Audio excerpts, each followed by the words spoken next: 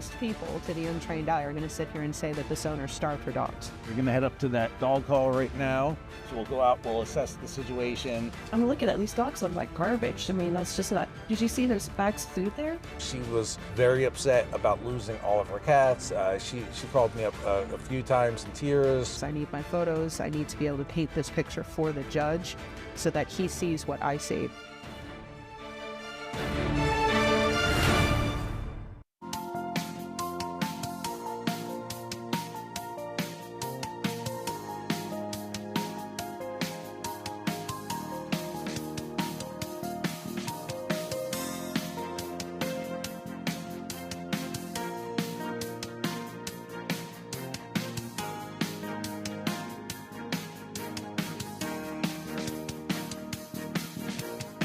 Getting where you need to go shouldn't be a struggle. That's why Hillsborough County offers Sunshine Line, a transportation service for residents who need a little extra help.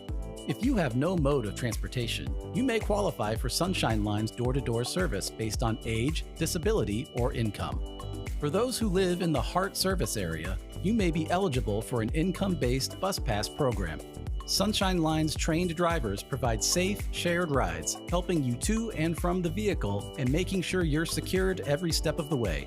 Scheduling is simple. Just call 813-272-7272 to see if you qualify and start your application process today. Sunshine Line is here to keep you moving safely, affordably, and with a smile. Visit hcfl.gov/sunshineline to learn more and get started today.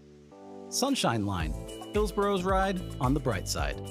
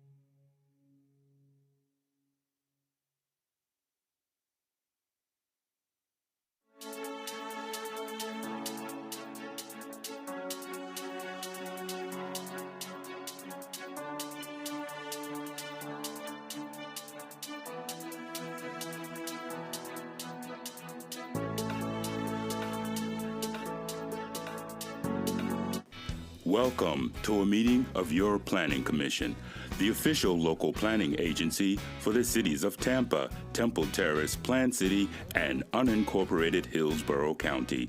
The Planning Commission provides innovative leadership and long-range vision that contributes to the creation of a thriving, prosperous community that offers opportunity, fairness, and choice in how we live, move, learn, work, and play.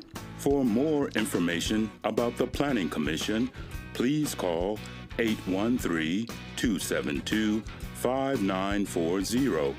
Follow us on social media or visit our website at planhillsborough.org.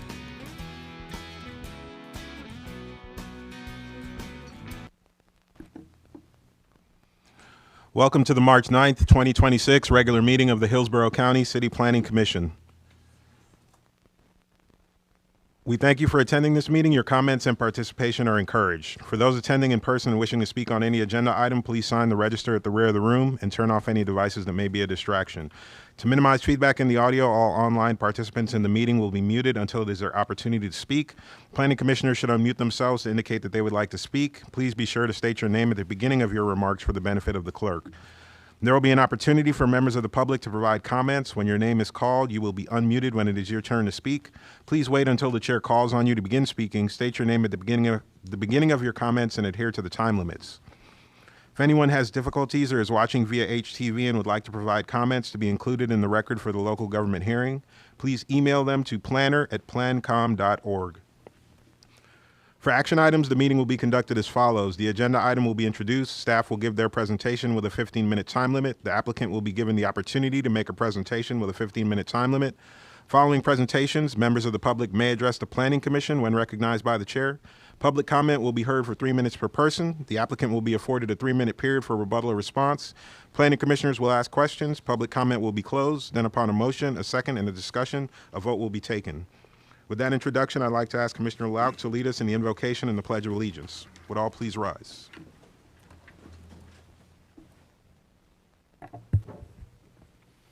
Heavenly Father, we come before you today with praise for your mighty power and guidance. We thank you for this day and thank you, too, for the many blessings in our lives, for our great country, and for the opportunity to live in freedom. We ask your blessings on our leaders, and we ask that you give each one of us here today the wisdom to make the right choices so that our decisions will be in the best interests of the people of Hillsborough County. Amen. I pledge allegiance to the flag of the United States of America and to the republic for which it stands, one nation, under God, indivisible, with liberty and justice for all.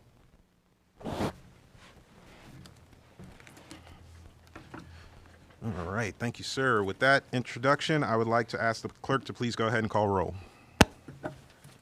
Good afternoon. Bowden? Here. Cardenas?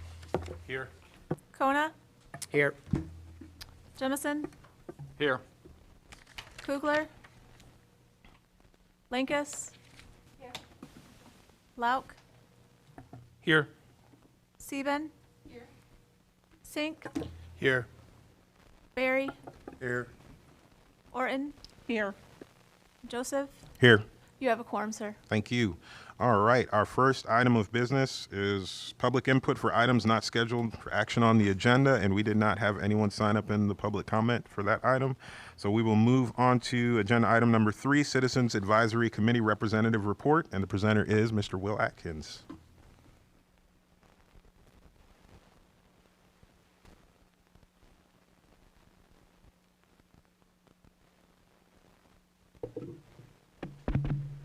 Good afternoon, Commissioners.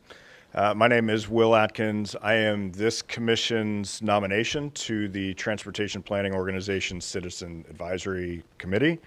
The intent is that I come to before you about once a quarter to give you a quick update on how well the Planning Commission and the TPO are in alignment of efforts and to try to identify areas of potential collaboration and synergy. And probably the biggest story of quarter one, I think, is, the TPO board voted 13-2 to approve the I-4 widening. the Express Lanes project from I-75 to the county line. Before that, the Citizen Advisory Committee had actually voted against that particular project. The Citizen Advisory Committee, the argument was straightforward that adding freeway capacity induces more demand, and that the $500 million that was being spent might be better spent on transit, essentially. And a couple of weeks after that, this commission voted 7-1 to reject the Ruskin commercial reclassification, citing inadequate capacity on 4 of the 5 impacted road segments. And while I realize that this isn't quite an apples to apples comparison, and that the money coming from the state for the highway expansion wasn't really up for debate, I just want to highlight that this commission's attention to a little bit of continued strain between transportation priorities, and that in that particular case, you may see closer alignment to the Citizen Advisory Committee to the TPO and this particular commission's priorities than from the TPO itself. On a more positive note, there is general alignment in terms of transit-oriented development. The TPO accepted the Bright Line Station Area Study last quarter, which endorsed the exact kind of mixed-use, walkable, transit-oriented land use patterns that this commission is also advancing through, as an example, the Mosey redesignation on Fowler. Granted, the Bright Line study was accepted as a non-binding planning document, and no station was selected. But in general, the $2 billion Mosey redevelopment is where all 3 bodies, the TPO, the Citizen Advisory Committee, and this commission were all generally moving in the same direction. The only caution that I would offer to that is as the Mosey development goes through its traffic study and the study identifies road improvements that need to happen, those improvements are going to need to be formally added to the TIP. And based on current TIP timelines, we're looking at probably a June timeframe. The required improvements will almost certainly miss this June's FY27 to 31 TIP update cycle. And then you would need either a standalone TIP amendment and all the things that come along with that, or you'd have to wait until the following year's fiscal 28 to 32 cycle. Meanwhile, the development of Mosey itself could allow construction to begin as early as I understand it, later this year. So in plain terms, the buildings could go up before the road improvements are even in the list of priorities to get funding and start being built. So the Planning Commission has an opportunity now, before the rezoning's kind of finalized, to require that the TIP coordination happen as a condition of approval rather than leaving it to kind of sort itself out afterward. Finally, I would just suggest that you watch the regional MPO merger discussions. As a tri-county MPO could shift investment priorities away from a Hillsborough central local network. So that's a governance change that could affect what this commission can rely on when we impose transportation conditions on development projects that you're taking a look at. So those are my key takeaways from this immediate quarter. This is my first quarter on the Citizen Advisory Committee to the TPO, so happy to take any questions or feedback or things that you would like me to kind of keep an eye on for the next quarter. Other than that, that's all I have. Thank you, Mr. Atkins. Are there any questions, comments, discussion items from the commissioners for Mr. Atkins? I'd just like to ask you, what are your general thoughts of the CAC since it's your first month there? I'm glad to see you didn't come today with a letter of resignation, and you actually seem like you're pretty engaged and going to hang around. So not at all. No, it's good. You know, when I came before this body seeking the nomination, you know, one of the questions was, you know, you hear that those meetings could go really long and might be tedious. They really haven't been that bad, and there's been. Obviously, there's some issues that are complex that come up that require quite a bit of discussion, but everyone in general has the best interests of the city and the county at heart, and You know, we all work together, and it's been a good quarter so far. That's good. So yeah, if there's, and I understand, you know, I mean, you sit, Commissioner, on the TPO itself. So you see, as the Citizen Advisory Committee Chair, Rick Fernandez comes and debriefs what the CAC is recommending to the TPO, you can see there are sometimes some times when the CAC recommends something that the TPO does not accept, and that's as it is. You know, sometimes that happens. My intention as your nominee to that board is to make sure that the things that you all are trying to accomplish have a voice in that room as well, and that we try to stay, you know, rowing in the same direction as possible. Sounds good. Has there been any discussion on the CAC as to, you know, any thought from the CAC members? I know they are very, you know, vocal, and they're very engaged with things as to how that's going to transition when the merger comes about. Everybody right now is kind of focused on how the political powers are going to get laid out, how the money's going to get laid out. But we've started to have discussions about the small cities, and I'm also wondering about these committees. Has there been any thought from any of the CAC members or any precursor discussions about them retaining that engagement, that voice that they have? So I do know that the next CAC meeting, the MPO discussion is the primary point. Okay. It hasn't been on the agenda. We haven't discussed it much on our agendas thus far. Okay. Yeah, I'd be interested in hearing what their thoughts are on that, because they're a very important body. You know, we like to hear from our citizens. We like to hear their thoughts and opinions, and, you know, they have a different perspective of things. So I know at the high level, we haven't been focused on that. Everybody at the TPO board's focused on who's on first with respect to elected officials. So there is a conversation to be had about, you know, the citizen committees and what's going to happen when the three merge. So I'd definitely like to hear what comes out of that. Yeah, and there's already on the order of 20 people on the CAC, with several seats still empty anyway. Mm-hmm. So if you're talking about merging several of them together, it you know, unless you start making cuts, it could get quite large. Yeah. All right. Thank you. Are there any other questions from the commissioners? Commissioner Likas. I guess I'll just throw out there. First, I want to say thank you for your service, and it was really interesting to hear this update. And I do believe that we as a body have already voted on the MOSI in favor of that. So as far as us being able to kind of make a conditional, I think that ship has sailed. So I just wanted to clarify that. But I appreciate the idea. Thank you. Yeah. All right. Were there any other thoughts or comments, questions from the commissioners? Not seeing any. Well, thank you for your report. You bet. All right. Thanks. And we will move on to our next agenda item. Item number 4, action items. Our only action item today is Temple Terrace Land Development Code LDC Text Amendment, Section 12921, off-street parking and driveway requirements. And the presenters are Unica Mills and Kim Ford. Good afternoon, Unica Mills Planning Commission staff. I am here to introduce Mr. Kim Ford, who will be reviewing with you land development code from the Temple Terrace Code of Ordinances regarding driveways, and then I'll come back and make my consistency finding after his presentation.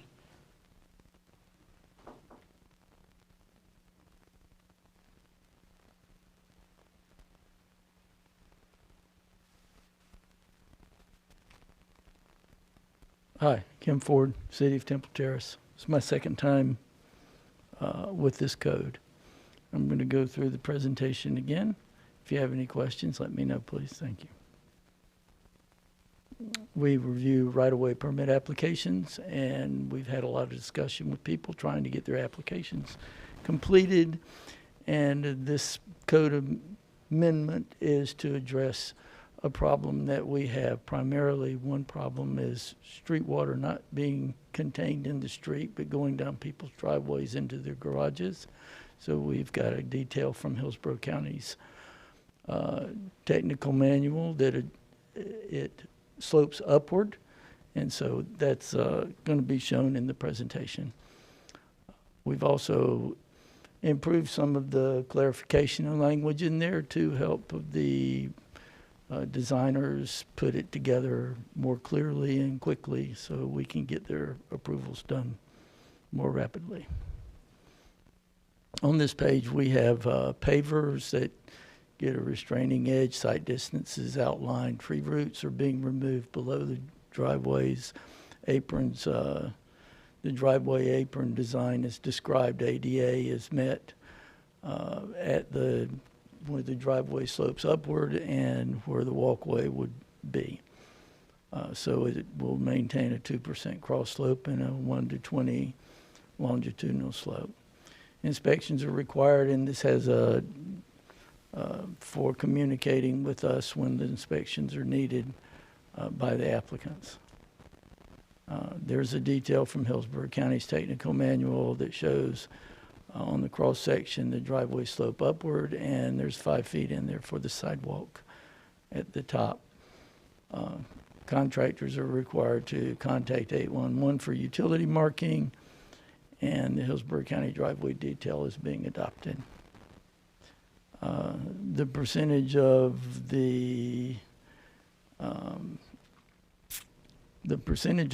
driveway along the front property line is slightly increased to reduce on-street parking. One of the differences this has in it is that the tapers at the street curb add 6 feet to the width. And for a long time, we haven't been counting that toward their 25%. In the middle of this page, it refers to 25% of the lot frontage. And we're measuring it at the lot rather than at the curb to allow reduce on-street parking. Any questions?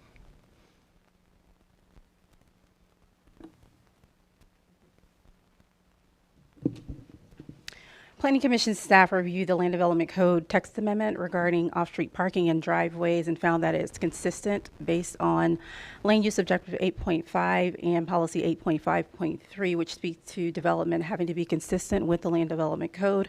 Additionally, the request is consistent with Mobility Objective 1.3 and Policy 1.4.1, which speak to relating to pedestrian safety and neighborhood walkability and the review of site plans prior to issuance of permits of driveways. And that concludes my presentation. I'll be happy to answer any questions that you may have. Thank you. All right. We had no one sign up in the public comments. No one signed up in the public comment for this item, so I will turn it over to the commissioners for questions, comments, discussions. Let's see, and a lot of excitement. Then I will close the public comment. And Commissioner Lauk, sorry. Thank you, Mr. Chair. Quick question. I always wonder with some of these things, what was the genesis of this? Why the change now? And I have a quick follow-up. The change from the previous presentation or the change overall? Change from existing to what we want to change it to. Water in the street. Yeah, what's driving the change? Water in the street is not contained. If the slope, and you can see there's a strike through on the detail that we have currently in the code. Some of the numbers on that detail are wrong, and it makes for a flat slope of a driveway that does not contain the water sufficiently up to the top of the curb. For example, it's an open cut in the curb, and we'll let the water enter the yards rather than keep it in the street. Okay, thank you. Perfect. Commissioner Kona. Yeah, sorry. What kind of public response did you get to this code? We've been adjusting that for a number of months and presently with our right-of-way use permitting. Okay. So it's being received very well, and nobody has So this any was problems advertised with to the it. public in regards We to? haven't adopted this revision at the City of Temple Terrace. This is our first step. Okay, thanks. Are there any other questions, comments, discussion items from the commissioners? Not seeing any, then I will close the public comment on this item and open it up to motions from the commissioners on this one.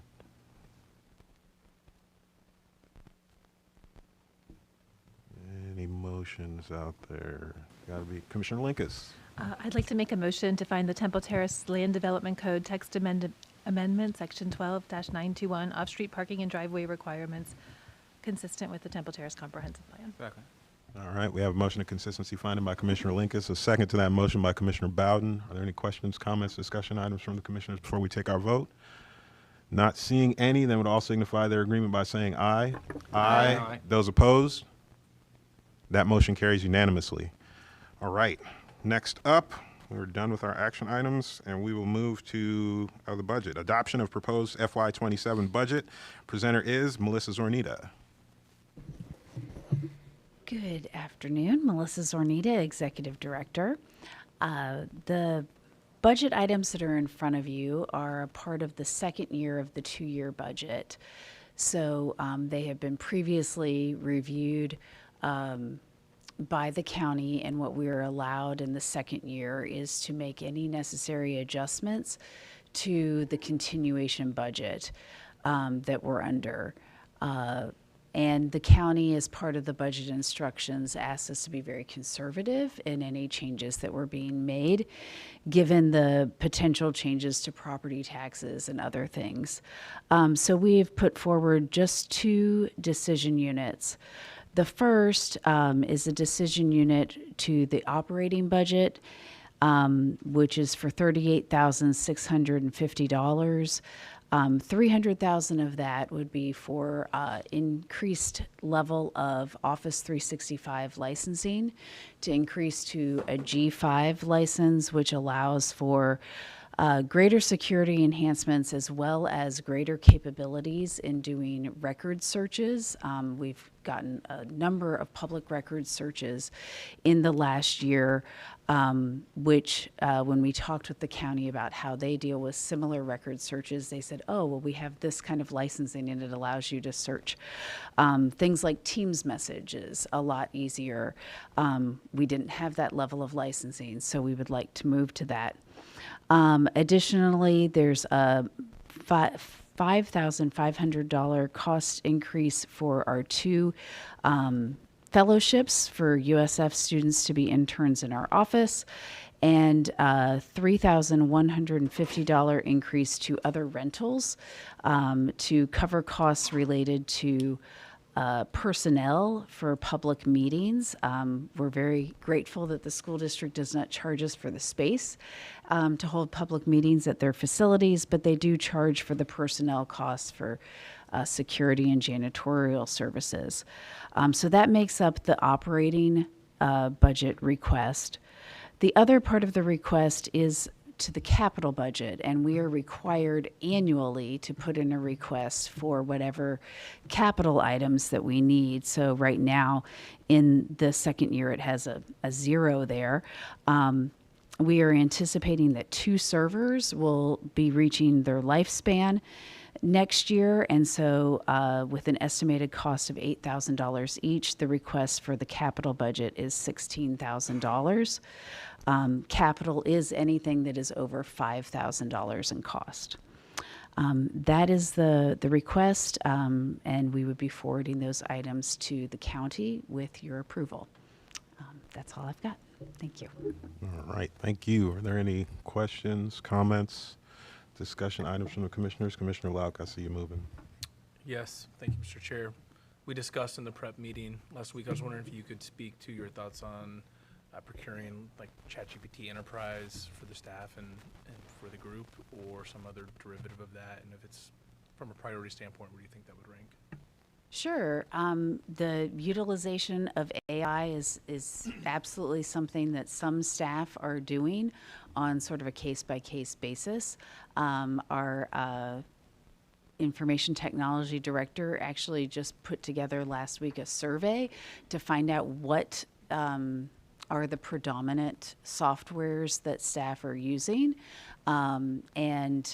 So that is something that I think we would need to do a little bit more of investigation on to understand the exact costs and the benefits of an enterprise license, but it probably makes sense for us to move in that direction rather than having staff having individual accounts and that sort of thing. So, yes. Good. All right, Commissioner Cronin. Yeah, just a note, did you get any recent pricing on the servers that you're trying to purchase? Yes, okay, these good. are prices that our IT director got from this Yeah, because spring. they've gone up quite a bit. Yes, yeah.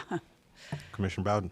Yeah, and going back to the thing about one is the upgrade of the Microsoft as well as the ChatGPT. I'm thinking that if you're upgrading Microsoft, it has Copilot.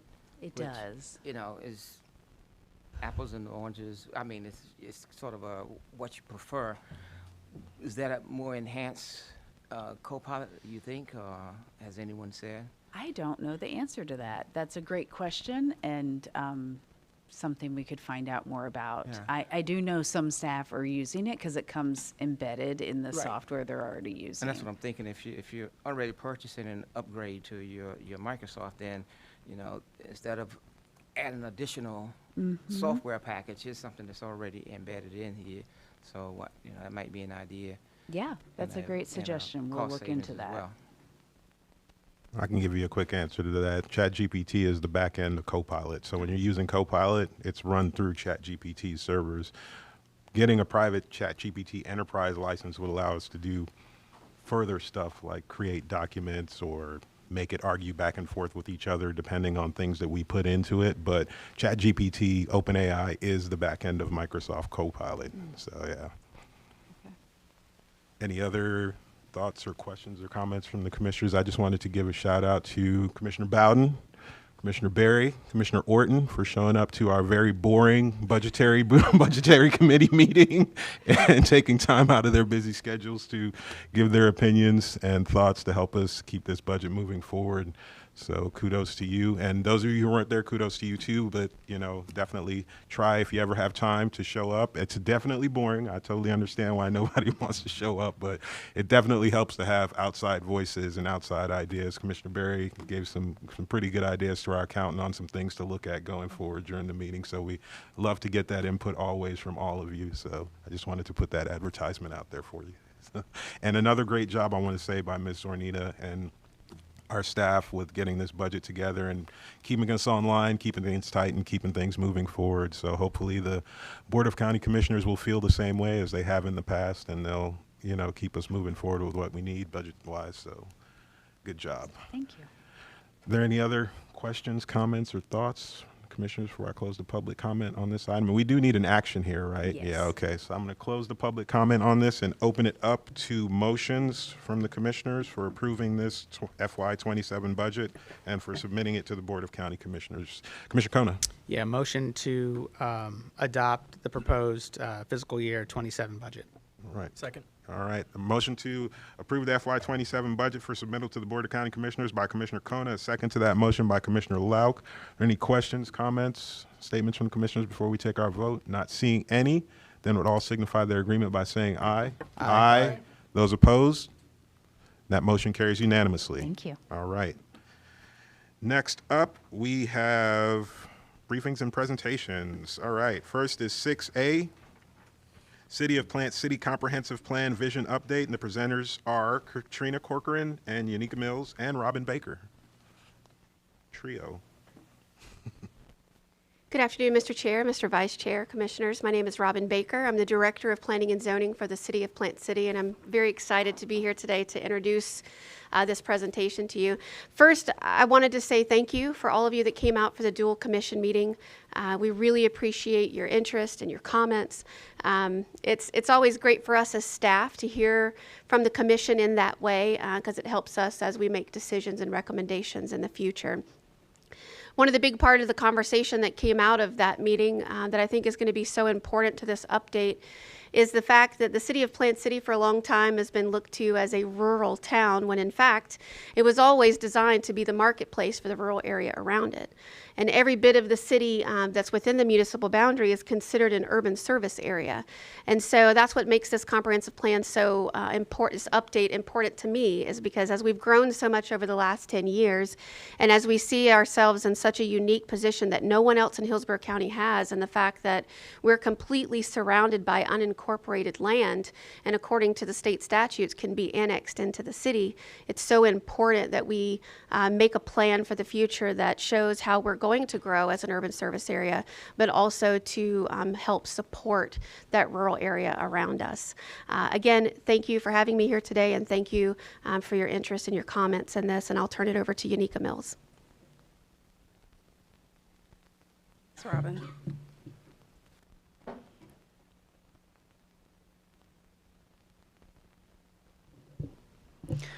Good afternoon again, Unica Mills Planning Commission staff. I'm here to provide you an overview of the comprehensive plan update process thus far and what we've encountered and heard as a result of community engagement regarding the vision update.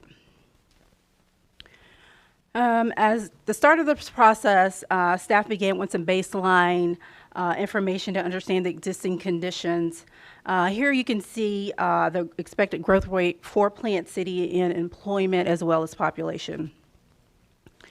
Then staff kicked off the update by having a staff meeting with Plant City staff in the spring of 2025. As well, we've had several check-ins with you, the Planning Commission, as well as the City Commission. We checked in August of 2025 and then again in January with a joint meeting to give you all a progress update as well as receive some feedback regarding the vision update. And then we did circle back with Plant City department staff for any final feedback of the vision.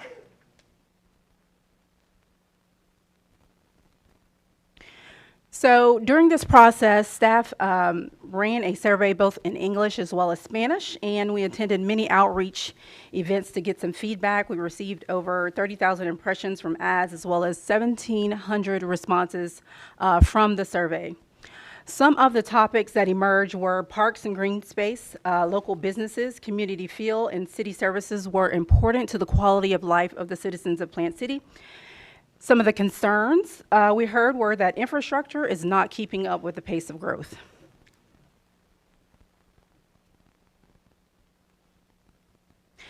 So after hearing feedback from you all as well as City Commission, as well as the citizens during the outreach process, in January, staff reconvened after the joint meeting and added some statements related to Interstate 4. We added some statements regarding the agricultural community. We included schools within the vision. And then the vision that you see before you this afternoon is what staff drafted. Staff drafted a theme related to housing, being that we heard the need for a variety of housing types to fit all the demographics of Plant City. As we move forward in this process, some of the things that we'll keep in mind while revising the future land use element, housing, as well as the intergovernmental element, are the legislative changes that are being proposed that may affect planning.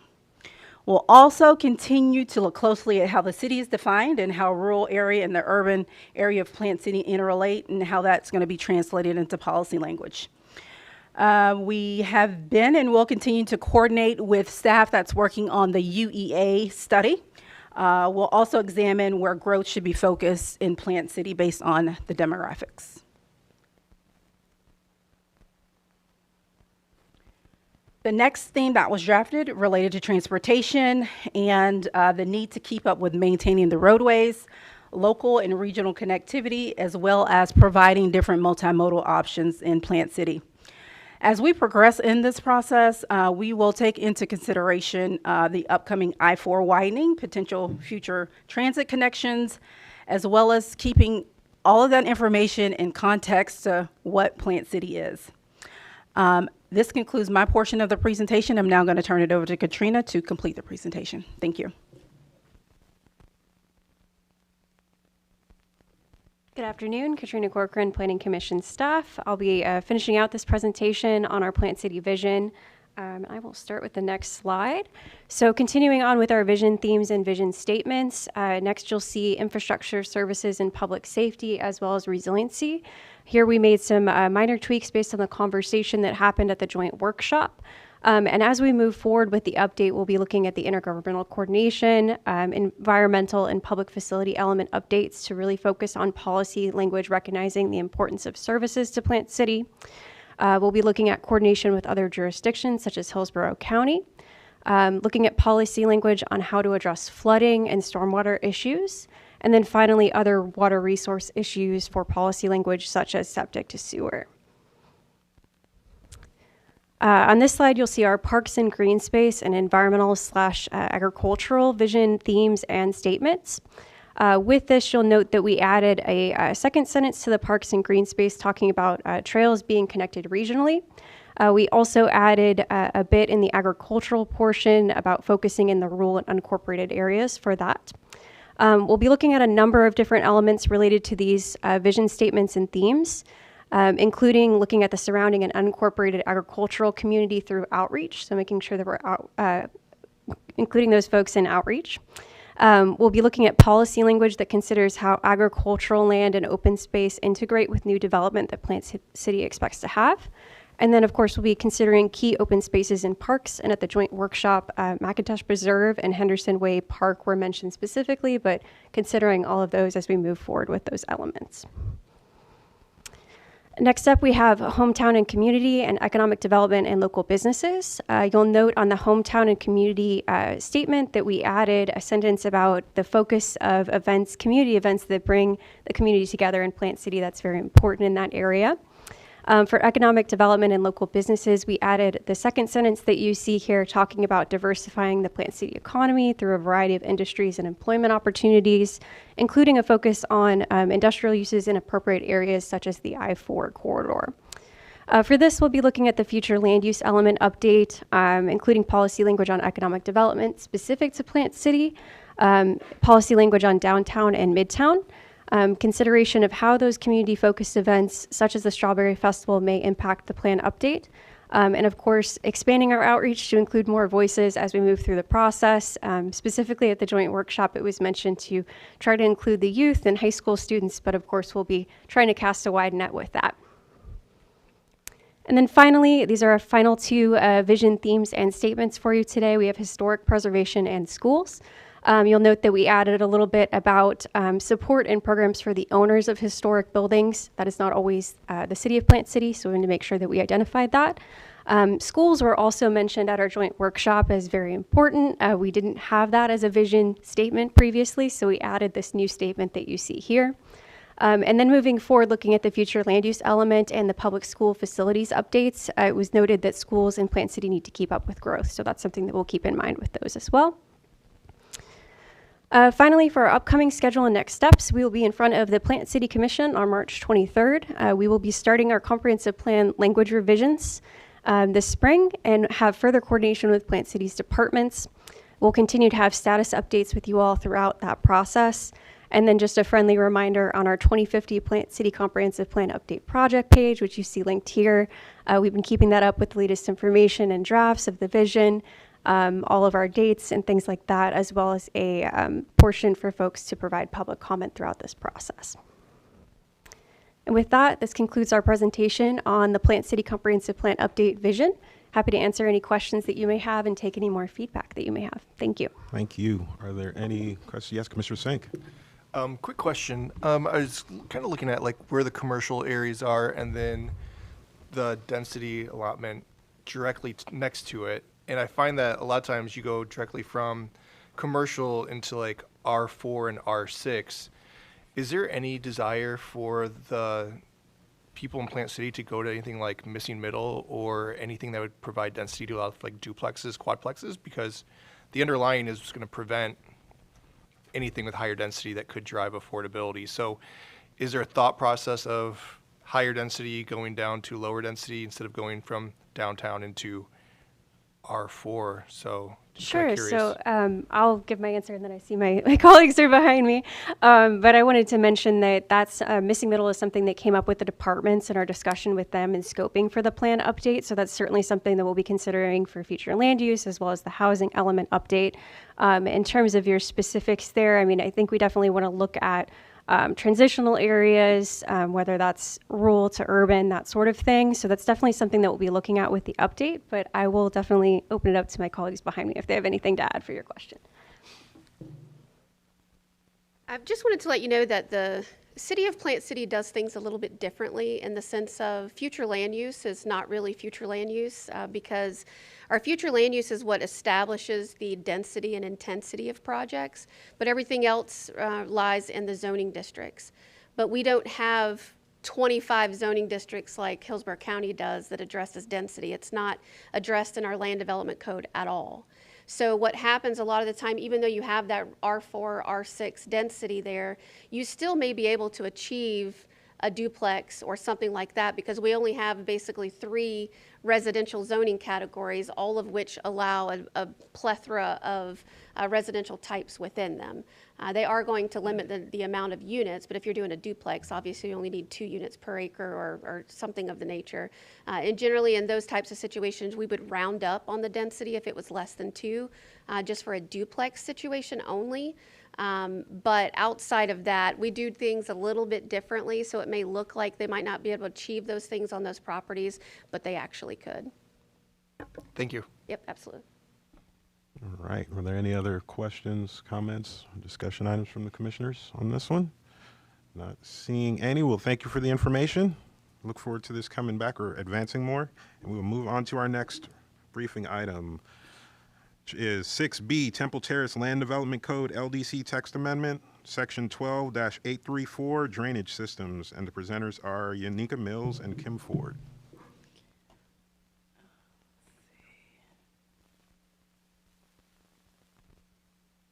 Good afternoon again, Yanika Mills, Planning Commission staff. I'm here to introduce Mr. Kim Ford with Temple Terrace staff. He'll be reviewing Temple Terrace Land Development Code Amendment relating to drainage. This is just a briefing, so no action is required on your part. And Mr. Kim Ford.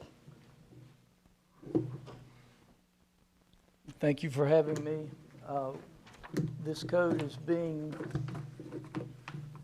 put together, compiled from what the Water Management District has in their applicant handbook. It's from what Hillsborough County has in its Stormwater Management Technical Manual. Efforts made not to create or invent something that's not already there. We've got codes here that are very meaningful on 4 pages and not 50 in a technical manual. So going right through them,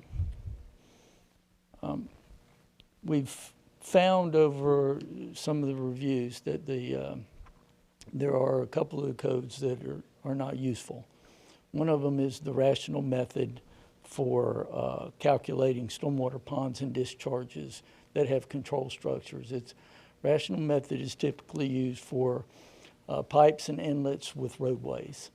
And it has to do with a basin that's going into an inlet, and it's not a dynamic modeling.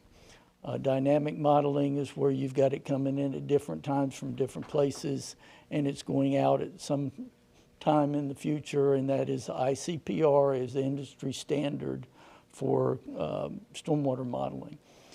And we've got that referenced in here.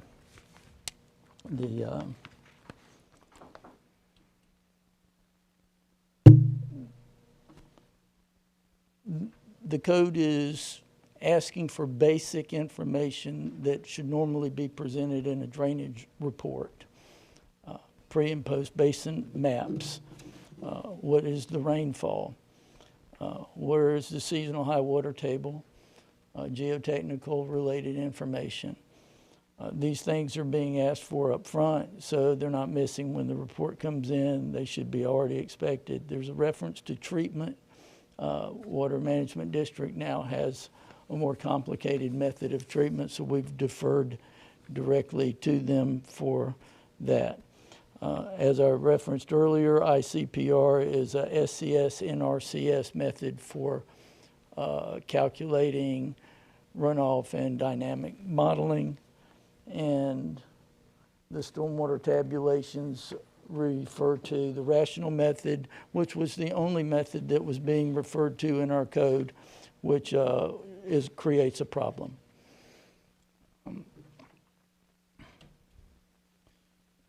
Here are some of the stormwater design frequencies that are being clarified for different situations.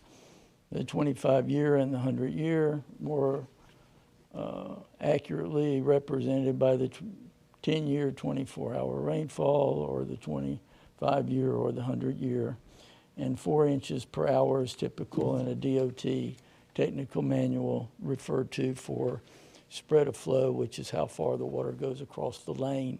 And it should be contained in the street, either 1 lane for a residential low volume roadway or half a lane for increased traffic.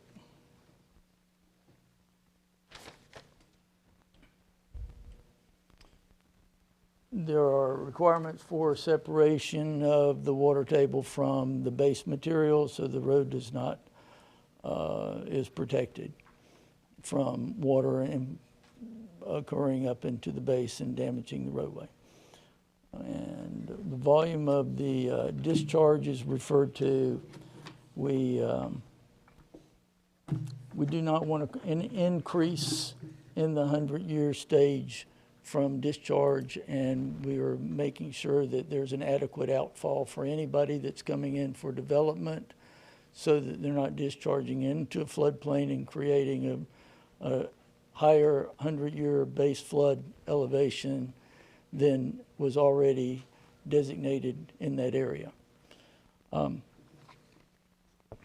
outfall conditions need to be looked at all the way downstream and not just locally, to make sure where it crosses under a roadway or across the roadway that there's not an obstruction, and if there is, then the discharge from the pond would be more restricted.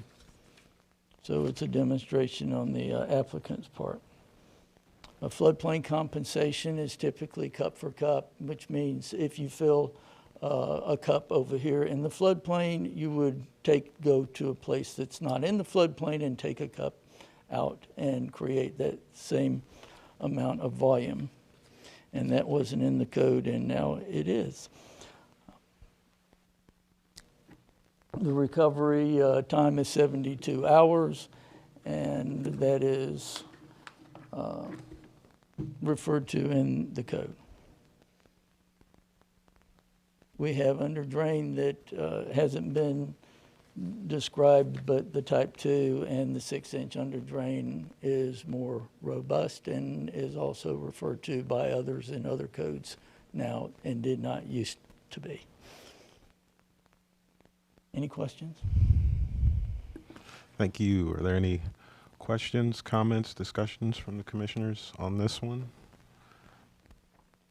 Not seeing a lot of motion. Well, thank you for the information. Look forward to it coming back, and move on to our next agenda item.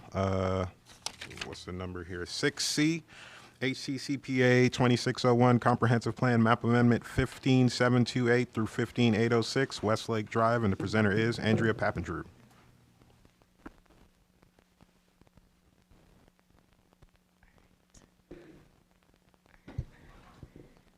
Good afternoon, Commissioners. Andrea Papandrew, Planning Commission staff. This is HCCPA 26-01, 15728 through 15806 Westlake Drive. This is a publicly initiated map amendment. It is small scale, and the site is approximately 15.04 acres.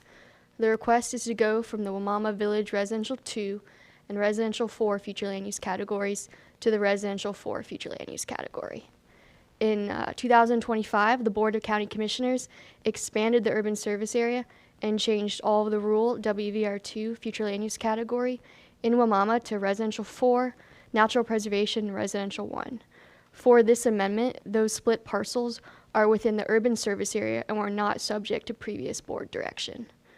Staff have identified these 3 parcels as the last properties with the WVR2 future land use category in Hillsborough County, and are recommending a change to Residential 4 to provide greater consistency with previous board direction. So the site is in the southern portion of the county. It is in the urban service area. The site is within the Wamama Village Community Plan and the South Shore Area-Wide Systems Plan. So this is an aerial of the subject site. The site is east of Westlake Drive. Northwest is 19th Avenue Northeast, and then further west is US Highway 301 South. So the site is composed of 3 parcels. The northernmost parcel is vacant land, and the other 2 are single-family residential.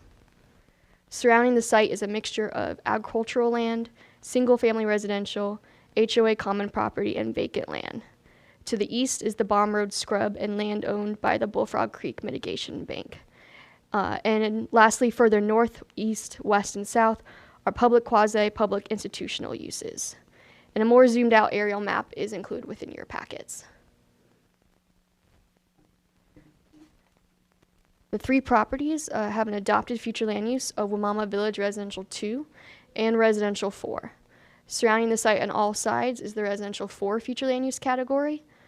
Property to the east and further south and north of the site was changed to Residential 4 by the board last year. Further south is the natural preservation category. Proposal is to go to the Residential 4 future land use category. The existing categories would allow approximately up to 43 units on site and up to 163,785 square feet. The site is not within the Wamama Downtown East District, where commercial, office, and industrial uses may be considered, so currently would allow consideration of residential support uses. The proposed change to Residential 4 would increase density up to 60 units and allow commercial consideration at the same intensity, but it would be subject to meeting commercial locational criteria. Since these are the last WVR2 parcels in the county, if this amendment is adopted, there will be a future public amendment to remove the WVR2 language from the comprehensive plan. That concludes my presentation. I'm available for any questions. Thank you. Thank you. Are there any questions, comments, discussions of this one? Commissioners, not seeing any, then we'll thank you for the information. Look forward to it coming back and move on to our next agenda item, 6D, HCCPA 26-02, Comprehensive Plan Map Amendment 7607 7 through 7709, Williams Road and Bessie Dix Road, Urban Service Area Expansion, and the presenter is Willow Mickey. Good evening. I'm Willow Mickey with your Planning Commission staff. I will be briefing HCCPA 26-02, which is located at 7607 to 7709 Williams Road and Bessie Dix Road. This request is a privately initiated large-scale map amendment. It is made up of 3 parcels that total approximately 81.9 acres. The applicant is requesting to expand the urban service area. This amendment is associated with HCCPA 2603, which is a request to change the future land use category from Res 1 to Res 2. This plan amendment is part of the January 2026 cycle, located in the rural area, and is within the limits of the Tonota-Sassa Community Plan. And as I mentioned, it is associated with HCCPA 2603. Here is an aerial photo of the site outlined in pink, and the blue line indicates the urban service area boundary. It is located north of I-4, east of Williams Road, and south of Joe Ebert Road. Within the vicinity of the site, there are single-family uses surrounding the site on all sides. To the east, there is a middle school, and to the south are agricultural uses. North of the site is a cemetery, and further east is a clinical treatment center. The amendment would bring 81.9 acres into the urban service area, requiring at a minimum connection to public water and sewer. And that concludes this briefing on this item. I'm here for any questions you may have. Thank you. Are there any questions from the planning commissioners, comments? Not seeing any. And we'll move on to our next agenda item, 6E, HCCPA 26-03, Comprehensive Plan Map Amendment 7607 through 7709, Williams Road and Bessie Dix Road. And the presenter is again Willow Mickey. Willow Mickey again with your Planning Commission staff. I'll be briefing HCCPA 2603, located at 7607 to 7709 Williams Road and Bessie Dix Road. This request is a privately initiated large-scale map amendment made up of 3 parcels totaling approximately 81.9 acres. The request is to change the land use designation of these parcels from Residential 1 to Residential 2. This plan amendment is part of the January 2026 cycle, located in the rural area and within the limits of the Tonota-Sassa Community Plan. It is associated with the CPA 2602 that I just presented, which is requesting to bring the same parcels into the urban service area. Here is the aerial photo again. The blue line again represents the urban service area boundary. It is located north of I-4, east of Williams Road, and south of Joe Ebert Road. Within the vicinity of this site, there are single-family uses on all sides. There's a middle school to the east and agricultural uses to the south. North is a cemetery, and further east, there is a clinical treatment center. I just wanted to note that the original request included parcel 61568.0000 with a proposed designation of Residential 9. However, this parcel has since been removed from the application. Additionally, the initial application saw a Residential 4 designation for the remaining 3 parcels, but this has been revised to Residential 2. The site is in the Residential 1 land use category. Residential 1 allows for the consideration of agricultural, farms, ranches, residential, neighborhood commercial offices, and multi-purpose projects. Surrounding land use categories include Res 1 to the east, south, and west, with Res 4 to the north. Public, quasi-public is located to the northwest, and additional residential 4 lies further southeast. There's also residential 2 located northeast of the site if you travel from the site approximately 1 mile north and a half mile east. The request is to change the site to residential 2, which allows for the consideration of uses such as agricultural, residential, neighborhood commercial, office uses, and multi-purpose projects. This slide outlines the potential impacts of the requested land use change. Currently under Res 1, the site can be considered for up to 81 dwelling units and 891 square feet of non-residential. The change to residential 2 would allow for the consideration of 163 dwelling units and 891,891 square feet of non-residential uses. The proposed amendment will result in a potential increase in development potential by allowing the consideration of higher residential density. That concludes this briefing, and I'm here for any questions you may have. Thank you. Thank you. Are there any questions, thoughts, comments from the commissioners on this one?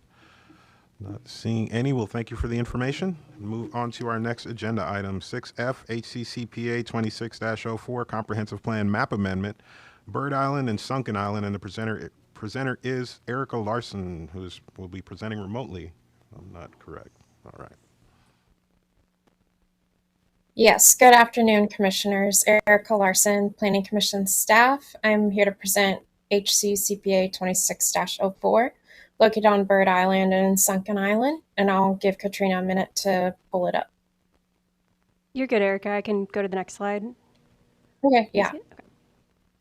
This is a privately initiated map amendment that is small in scale and approximately 49.72 acres.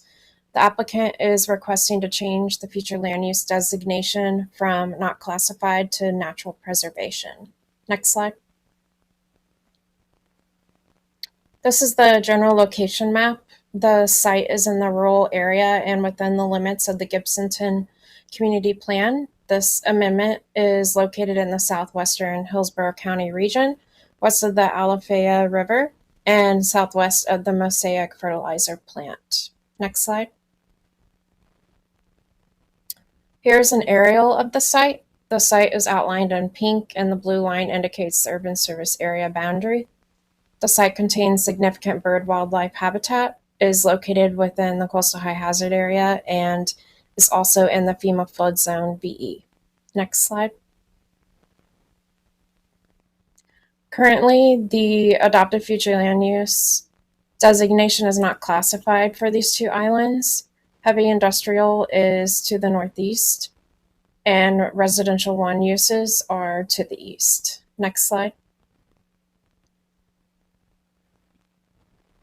The applicant is proposing to amend the future land use category to natural preservation.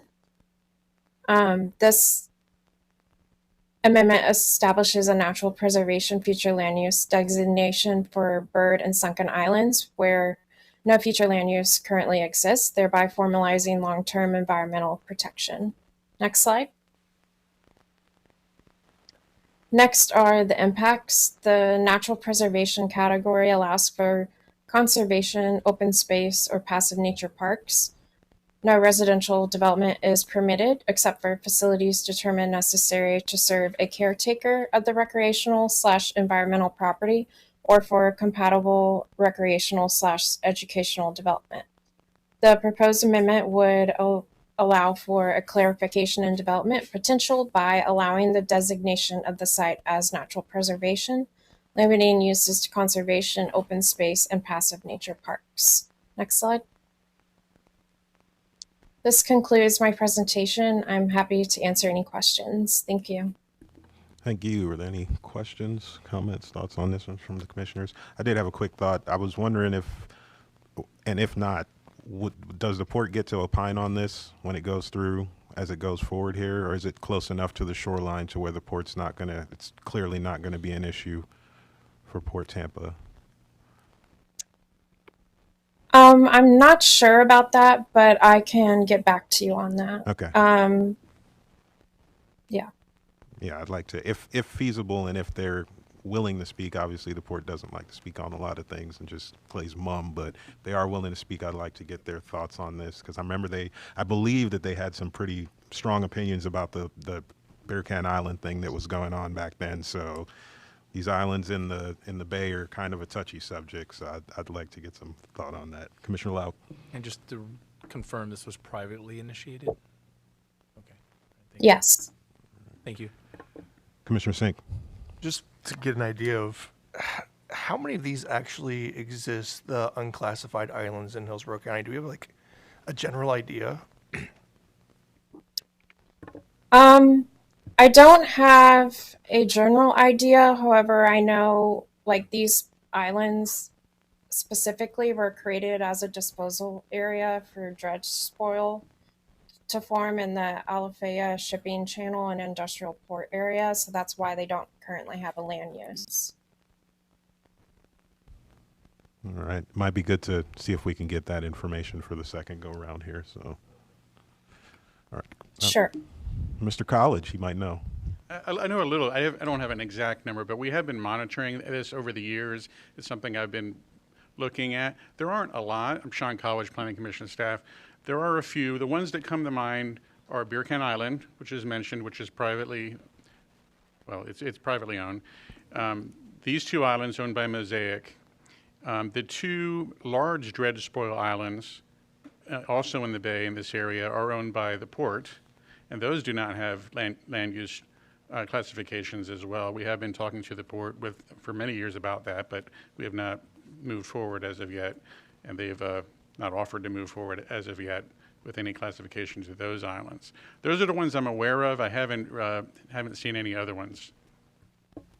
Thank you for that. Yeah, I guess the reason I'm asking is like, how do we consistently, like we're always looking to do things consistently, and like if we don't know how many are out there, like how are we going to move forward in the future to make sure that we're not inconsistently handling these moving forward? Thank you.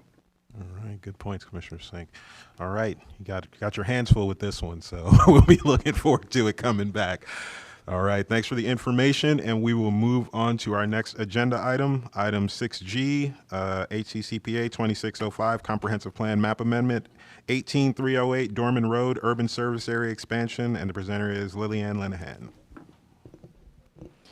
Good afternoon, Commissioners. Lillian Lenahan, Planning Commission staff, here to present HCCPA 2605, located at 18308 Dorman Road. This is a privately initiated map amendment that is large in scale and approximately 190 acres. The applicant is requesting to expand the urban service area, and this amendment is associated with HCCPA 2606, which is a request to change the future land use designation from agricultural rural 1 to 5 to residential 2. This is the general location map. As already mentioned, this is associated with HCCPA 2606. It is located in the rural area and within the limits of the South Shore Area-Wide Systems Plan, and is located north of Dorman Road, east of Boyette Road, and south of Lithia Pinecrest Road. Here is an aerial of the site. The site is outlined in pink, and the blue line indicates the current urban service area boundary. The proposed amendment would bring approximately 190 acres into the urban service area, requiring at a minimum connection to public water and sewer. This concludes my presentation for HCCPA 2605, and I'm happy to answer any questions. Thank you. Are there any questions from the commissioners on this one? Not seeing any motion. We'll move on to our next agenda item, 6H, HCCPA 26-06, Comprehensive Plan Map Amendment, 18308 Dorman Road, and the presenter is Lillian Lenahan. Good afternoon, Commissioners. Lillian Lenahan, Planning Commission staff, and I'm here to present HCCPA 2606, located at 18308 Dorman Road. Again, this is a privately initiated map amendment that is large in scale and approximately 190 acres. The applicant is requesting to change the future land use designation from agricultural rural 1 to 5 to residential 2. This is the general location map. It is associated with HCCPA 2605. It is in the rural area and within the limits of the South Shore Area-Wide Systems Plan, and is located north of Dorman Road, east of Boyette Road, and south of Lithia Pinecrest Road. This is an aerial of the site. The site is outlined in pink, and the blue line indicates the urban service area boundary. Currently, the future land use designation is agricultural rural 1 to 5. This category allows for 1 dwelling unit per 5 gross acres and a maximum floor area ratio of 0.25. This designation allows for the consideration of farms, ranches, feedlots, residential, neighborhood, commercial, offices, industrial uses related to agricultural uses, and mining-related activities. Other future land use categories shown in this map include residential 1, residential plan 2, residential 2, and natural preservation. The applicant is proposing to amend the future land use category to residential 2. The residential 2 future land use category allows for 2 dwelling units per gross acre and a maximum floor area ratio of 0.25. This designation allows for the consideration of agricultural, residential, neighborhood commercial, office uses, and multi-purpose projects. Currently, under the Agricultural Rule 1 to 5 future land use, the site could consider up to 38 dwelling units or approximately 2 million square feet of non-residential uses. Under the proposed future land use designation of residential 2, the site could consider up to 380 dwelling units or approximately 2 million square feet of non-residential uses. And during the rezoning process, commercial locational criteria may affect the allowable square footage for potential non-residential development. The proposed amendment will increase the maximum potential residential density and will not change the maximum potential non-residential intensity. This includes my briefing for HCCPA 2606, and I'm happy to answer any questions. I did have one quick question. Could you Yes. put the map back up there again? Which one, the aerial? Proposed, yeah. Or proposed? Yeah, the proposed, sorry. Yeah, that one, no. The last This one. one? Okay. No, yeah, right there, Perfect. right there. It looks like it's going to create a little island in the center there. The property owner doesn't own that little chunk of No, agricultural. there's 2 parcels there that they do not own that are not included as a part of this map amendment or in the 2605 either. Okay. Interesting. I always wonder about those little islands. Do we have them? I know we have them in a couple other places around the county, and they always catch my eye when they pop up like that. So think about it more. I just had that question. Thank you. Are there any questions from the commissioners on this one? Comments? Not seeing any. Well, thank you for the presentation, and we will move forward again. Agenda item 6I, HCCPA 26-07, Comprehensive Plan Map Amendment northwest of Hillsborough Avenue and George Road, and the presenter is Alexis Myers. Good afternoon, Commissioners. Alexis Myers, Planning Commission staff. I'm here to present HCCPA 2607, located northwest of Hillsborough Avenue and George Road. This is a privately initiated map amendment that is small in scale and approximately 6.7 acres. The applicant is requesting to change the future land use designation from residential 6 and office commercial 20 to light industrial planned. This is the general location map. It is in the urban service area within the limits of the Town and Country Community Plan. It is located north of Hillsborough Avenue and west of George Road. Here is the area of the site. The site is outlined in pink. Vacant land is currently on the subject site. The property is in the evacuation zone A, FEMA flood zone AE, and coastal high hazard area. Light commercial uses are located south, west, and east across George Road. Light industrial uses are also to the east across George Road and west along Hillsborough Avenue. Public quasi-public institutional uses and single-family uses are to the north and west. Currently, the future land use designation is residential 6 and office commercial 20. The Res 6 category allows 6 dwelling units per gross acre and a maximum floor area ratio of 0.25. This designation allows for the consideration of agricultural, residential, neighborhood commercial, office uses, multi-purpose projects, and mixed-use development. The OC20 category allows 20 dwelling units per gross acre and a maximum floor area ratio of 0.75. This designation allows for the consideration of agricultural, community commercial type uses, office uses, mixed-use developments, and compatible residential uses. Other future land use categories shown in this map include urban mixed-use 20 and community mixed-use 12 to the east and residential 20 further southwest. The applicant is proposing to amend the future land use category to light industrial planned. The LIP category allows for a maximum floor area ratio of 0.75.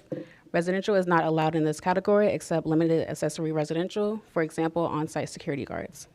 This designation allows for the consideration of agricultural, light industrial uses such as processing, manufacturing, recycling, and storage of materials as the predominant uses, including support offices, warehousing, and retail uses. Next are the impacts.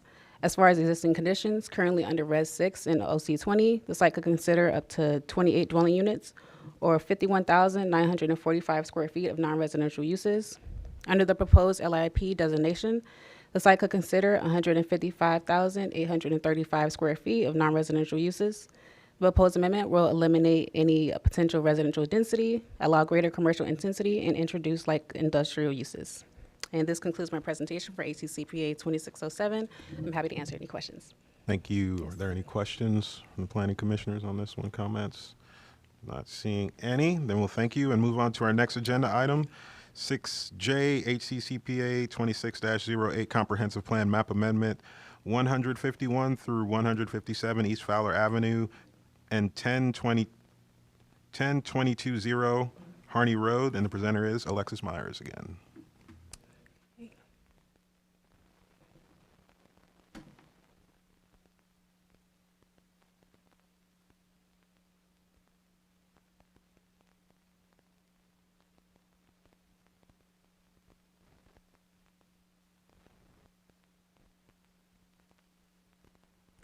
Hey, good afternoon, Commissioners. Alexis Myers, Planning Commission staff. I'm here to present HCCPA 2608, located at 10051 to 10057 East Fowler Avenue and 10220 Harney Road.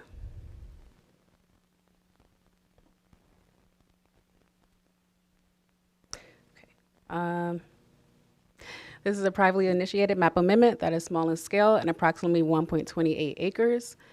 The applicant is requesting to change the future land use designation from residential 4 to light industrial planned. This is the general location map. The site is in a rural area and within the limits of the Tonota-Sasso Community Plan. It is located north of Harney Road and south of East Fowler Avenue. Here is an area of the site. The site is outlined in pink. The site is outlined in pink. Light industrial, single family, and vacant land is currently located on the subject property. The site is in the FEMA flood zone AE. Single family uses are immediately west, north across East Fowler Avenue, and south across Harney Road. Heavy and light commercial uses are located east and to the north. Agriculture is to the south and east across Harney Road. Currently, the future land use designation is residential 4. The Res 4 category allows 4 dwelling units per gross acre and a maximum floor area ratio of 0.25. The designation allows for the consideration of agricultural, residential, neighborhood commercial, office uses, and multi-purpose projects. Other future land use categories shown in this map include suburban mixed use 6 to the north and residential 1 and agricultural estate 1 to 2.5 to the south. The applicant is proposing to amend the future land use category to light industrial planned. The LIP category allows a maximum floor area ratio of 0.75. Residential is not allowed in this category except for a limited accessory residential, for example, on-site security guards. This designation allows for the consideration of agricultural, light industrial uses such as processing, manufacturing, recycling, and storage of materials as the predominant uses, including support offices, warehousing, and retail uses. Next are the impacts. As far as existing conditions, currently under Res 4, the site can consider up to 5 dwelling units or 13,939 square feet of non-residential uses. Under the proposed LIP designation, the site could consider 41,817 square feet of non-residential uses. The proposed amendment will eliminate any potential residential density, allow greater commercial intensity, and introduce light industrial uses. And this concludes my presentation for ACCPA 2608. Happy to answer any questions. Thank you. Are there any questions, comments from the commissioners on this one? Not seeing any. Well, thank you for the information, and we will look forward to it coming back and move on to our next agenda item. 6K HCCPA 26-09 Comprehensive Plan Map Amendment, southwest of State Road 60 and Turkey Creek Road, and the presenter is Tyreek Royal.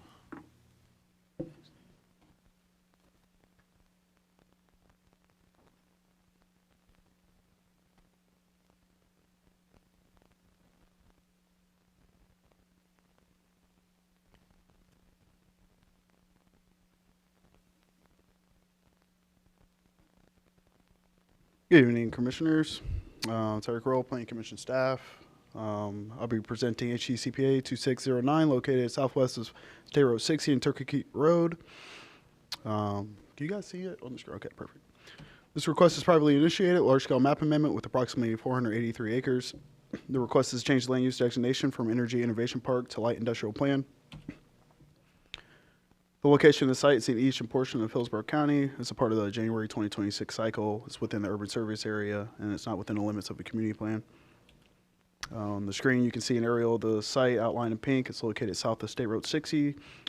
Uses include mobile home parks to the north. You have public, quasi-public uses to the east, and that's Medard Park, and also agricultural uses surround the site. Currently, the site is in the Energy Innovation Park Future Land Use category, which allows for consideration for industrial, manufacturing, and processing, alternative renewable energy production, agricultural, and residential uses within Pocket E. The applicant is proposing to change the land use category from EIP to light industrial plan. The light industrial plan allows for consideration for agricultural, light industrial uses such as processing, manufacturing, recycling, storage of materials, predominant uses, including support offices, warehousing, and retail uses.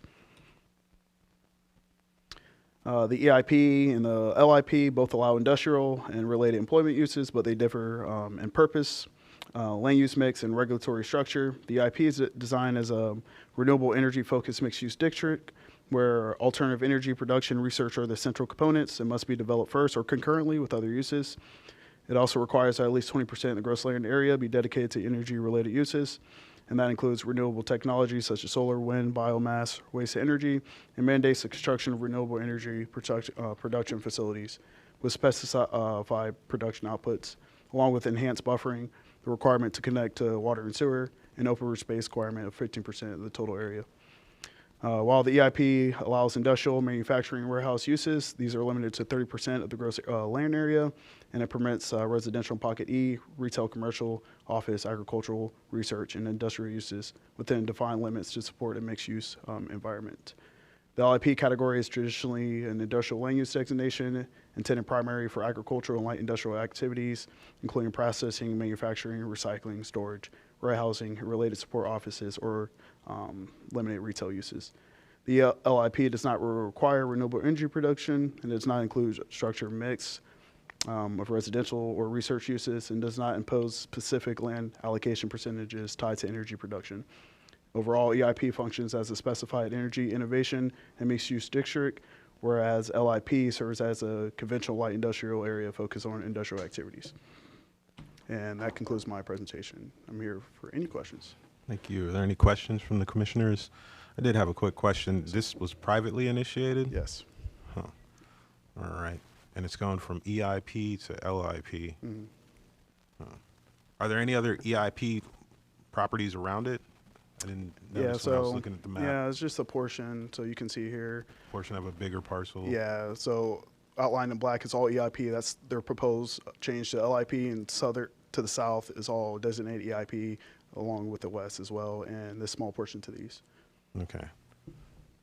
This is an interesting one, and the county's going to get to opine on this one as it goes through, right? Because I know the county commissioners came up with those land use categories back in the day for these sorts of things, didn't they? Especially the EIP, that was their baby at one point, wasn't The it? Energy Industrial Park was a privately initiated text amendment to Okay. create that category by the landowners at one time, and now different people own the properties. Okay. All right. All right. Yeah, some history when this comes back before us might be good to have. So, Okay, of course, yeah, I'll look into some more history for you. All right, Yes, sir. thank you. Are there any other questions from the commissioners' comments? This one, not seeing any. Well, thank you. Move on to our next agenda item, 6L, HCCPA 26-10, Comprehensive Plan Map Amendment, southeast of Kingsway Road into Notasassa Road, and the presenter is Lillian Linehan.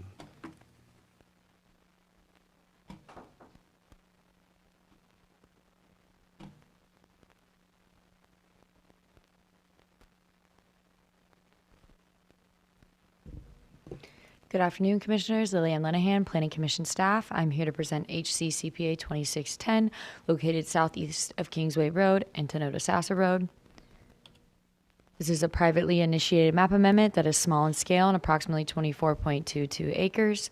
The applicant is requesting a change in future land use from agricultural rural 1 to 5 and residential 1 to residential 2.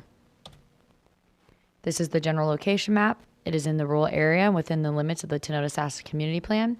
It is located along Lake Notasassa and is south of Notasassa Road and east of North Kingsway Road. Here is an aerial of the site. The site is outlined in pink, and the site is currently undeveloped and is surrounded by agricultural and single-family land uses. Currently, the future land use designation is agricultural rural 1 to 5 and residential 1. The agricultural rural 1 to 5 category allows 1 dwelling unit per 5 gross acres and a maximum floor area ratio of 0.25. This designation allows for the consideration of farms, ranches, feedlots, residential, neighborhood, commercial, offices, industrial uses related to agricultural uses, and mining related activities. The residential 1 category allows 1 dwelling unit per gross acre and a maximum floor area ratio of 0.25. This designation allows for the consideration of agricultural, farms, ranches, residential, neighborhood, commercial, offices, and multi-purpose projects. The site is currently surrounded by the agricultural rural 1 to 5 and residential 1 future land use designations. The applicant is proposing to amend the future land use category to residential 2. The residential 2 category allows for 2 dwelling units per gross acre and a maximum floor area ratio of 0.25. And this designation allows for the consideration of agricultural, residential, neighborhood, commercial, office uses, and multi-purpose projects. Currently, under the agricultural rural 1 to 5 and residential 1 designation, the site could consider up to 16 dwelling units and 263,755 square feet of non-residential uses. Under the proposed future land use designation of residential 2, the site could consider up to 48 dwelling units or 263,755 square feet. The proposed amendment will increase the maximum potential residential density and will not change the maximum potential non-residential intensity.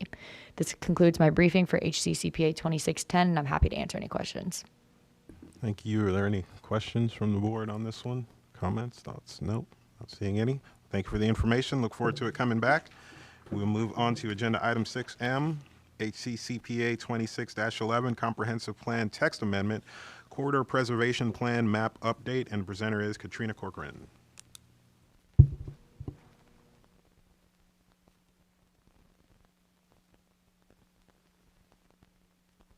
Thanks for your patience, pulling that presentation up. Daniel, is this coming through properly? Awesome. Good afternoon, Katrina Corcoran, Planning Commission staff. I'll be presenting on HCCPA 2611. Again, this is a text amendment to the Corridor Preservation Plan map. Some background on this request. This is a publicly initiated text amendment. The applicant is Hillsborough County's Community and Infrastructure Planning Department, or CIP. This is a text amendment adding an interchange, which is the Fort Hamner interchange, to the adopted Corridor Preservation Plan map. I'd like to note that although this is considered a text amendment, there is no policy language as a part of this amendment. And this is a potential connection to proposed Fort Hamner Road, which I'll be providing more information on later in the presentation. This slide shows the mobility sections map series, includes map 1. This shows the adopted Corridor Preservation Plan map. Some background on the Corridor Preservation Plan. It is utilized to protect future right-of-way from encroachment, provide connectivity, and ensure transportation corridors are adequate to serve planned growth and development patterns as defined in the future land use section. The map identifies the number of additional lanes needed on existing corridors or for new roadway connections. It also shows intersections and interchanges identified for either grade separation or reconfiguration. In coordination with the Land Development Code, or LDC, the Corridor Preservation Plan map is utilized to establish setbacks for development and provide clarity about development potential within the future right-of-way. In terms of the LDC, the Corridor Preservation Plan map is utilized to enforce Section 5.11 on transportation corridor management, particularly Sections 5.11.05, which deals with consistency with the transportation plan and protection from encroachment, and 5.11.09, which deals with interim use of reserved land. This slide shows the proposed changes as a part of this comprehensive plan amendment. You can see at the very bottom there, the proposed Fort Hamner Road interchange. Again, this is a publicly initiated text amendment. The interchange would be within existing I-75 right-of-way. The interchange is not currently constructed. It is proposed in the area south of the Little Manatee River and north of the Manatee County line on I-75. Adding this interchange to the Corridor Preservation Plan map will align the map with the Transportation Planning Organization's Access 2050 Long Range Transportation Plan. The proposed interchange is listed in the LRTP as an unfunded need. And I know that was a little hard to see, so this shows a slightly more zoomed in look at the proposed Fort Hamner interchange.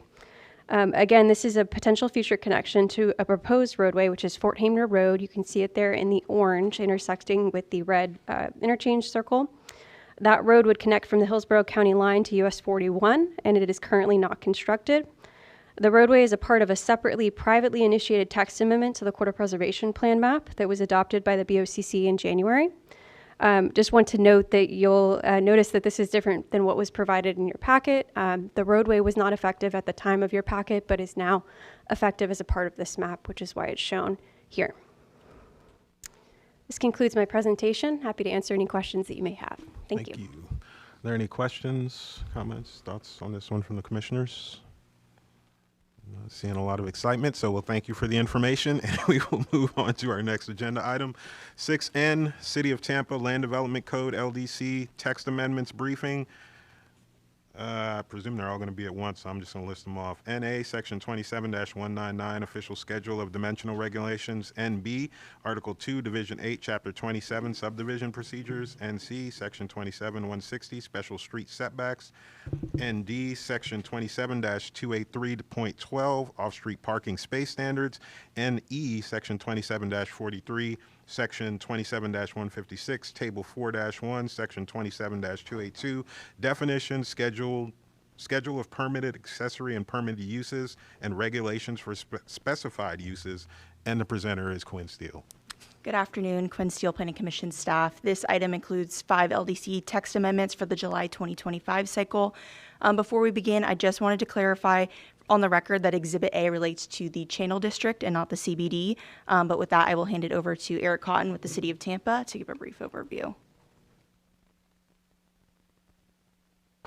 Good afternoon, Planning Commission, Eric Cotton, City of Tampa.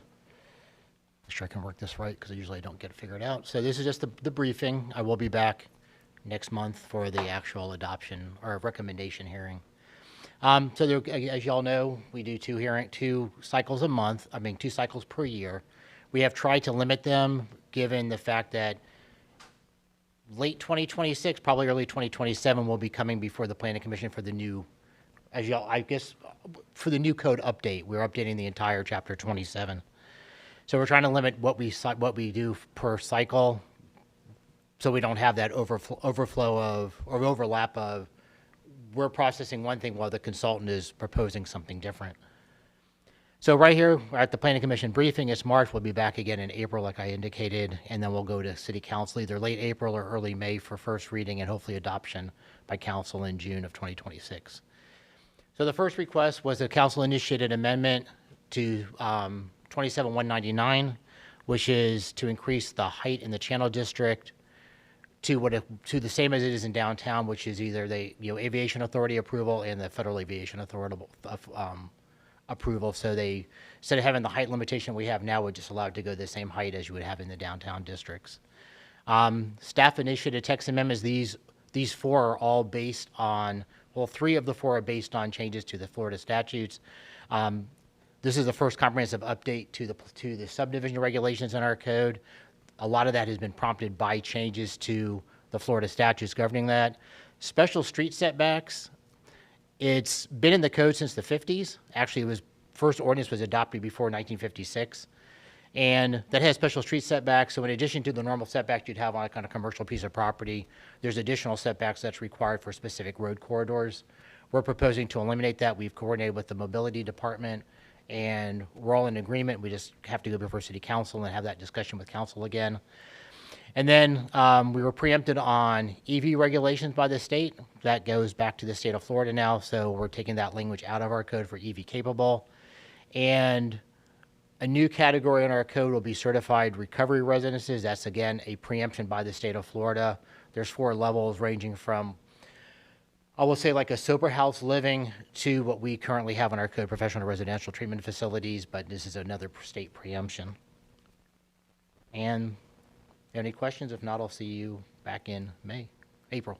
All right, are there any questions from the commissioners on this one? I did have a quick question on that. Yes, sir. Electrical stuff that got removed. That was for the commercial, where you were requiring commercial? We were requiring any development that had 50 or more parking spaces to be EV capable, which meant they just had to have the runway in the ground That's what I thought, in the future, but we put that in the code 2 years ago, 3 years I ago. remember that. I voted against it. I remember that. I Well, remember see? that. Now you feel vindicated. That's what I wanted. Commissioner Bowden. Yeah, I just want to know, what is the allowable height downtown now? It's FAA, HCAA. It's whatever the Aviation Authority would allow. Okay. Yes, sir. Any other questions, comments, commissioners? Not seeing any. Well, thank you. Look All forward right. to it coming back. Thank and you. See move y'all on next to our month. next one. Item 6O, Temple Terrace Land Development Code, LDC Text Amendment, Section 12-40 and 12-922 Commercial Vehicles. Presenter is Krista Kelly. Okay.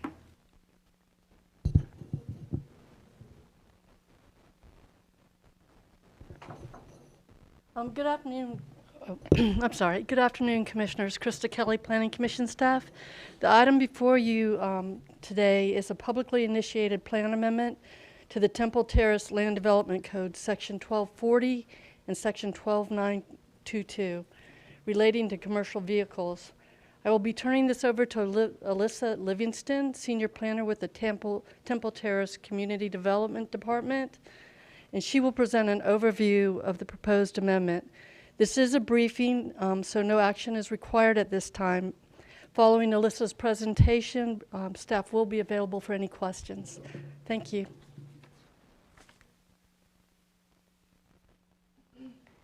Good afternoon.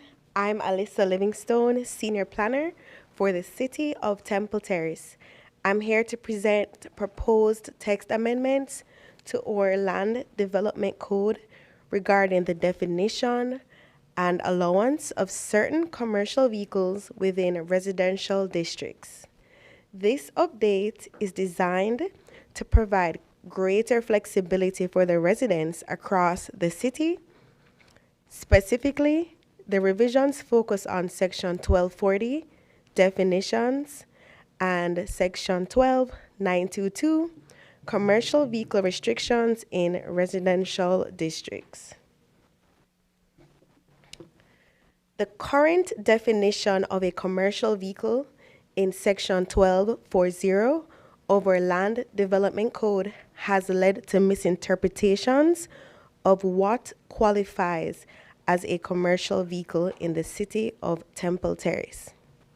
The proposed amendment provides a clear and easily understood definition of commercial vehicles.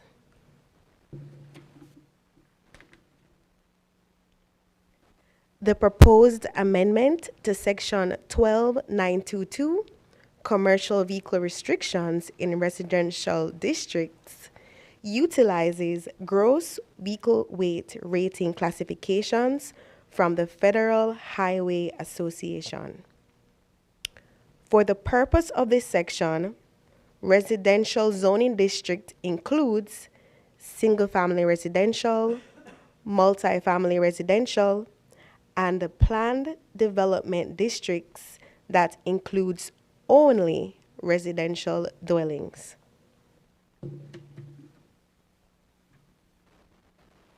We recognize that many of the residents in Temple Terrace, business owners, and skilled professionals drive Class 3 vehicles like larger pickup vans or cargo vans. This updated code will allow for these vehicles to be parked on residential streets and lots. Given that there are no modifications of attached equipment or heavy racks. This will ensure that the parking of these commercial vehicles will be compatible with the residential character of these areas. Also, business-related branding on vehicles will no longer prevent vehicles from being parked on residential lots and streets, given that these vehicles comply with the established weight and modification criteria in Section 12922. These amendments replace ambiguity with certainty. By providing clear, objective criteria for vehicle classification, we are giving our residents the increased flexibility they need while ensuring the unique character of Temple Terrace neighborhoods remains protected and preserved. Thank you.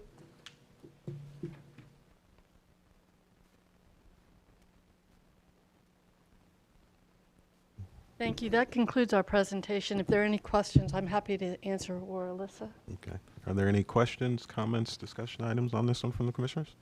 Not seeing any. Well, thank you for the information. Look forward to it coming back. Thank you. And we are done with our presentations and briefings, so we will go over to item number 7, evaluation of the executive director. And the presenters are myself and Mr. Tracy Robin, Planning Commission attorney. So I will turn it over to Mr. Robin for direction on how you would like to do this.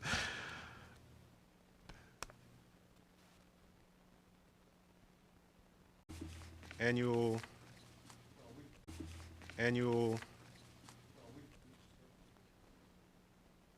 Oh, your mic. Excuse me. I was thinking about something else for a minute when you started talking.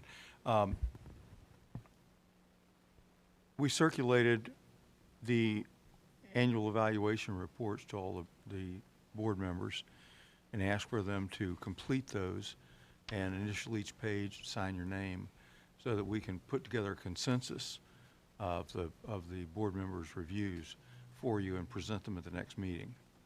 So if you have those with you, I'll be glad to pick those up, and we may have one from our absent commissioner as well. Not yet? Okay. Yeah. And we will, we'll have those compiled for you. Does anybody need one? I've got a couple of extras.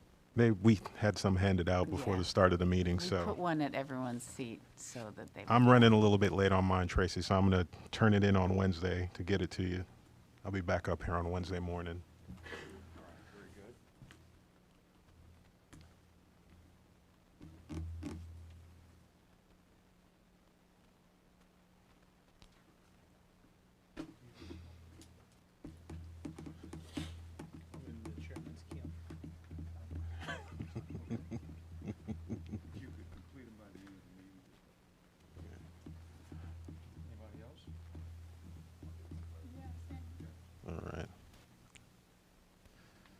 All right.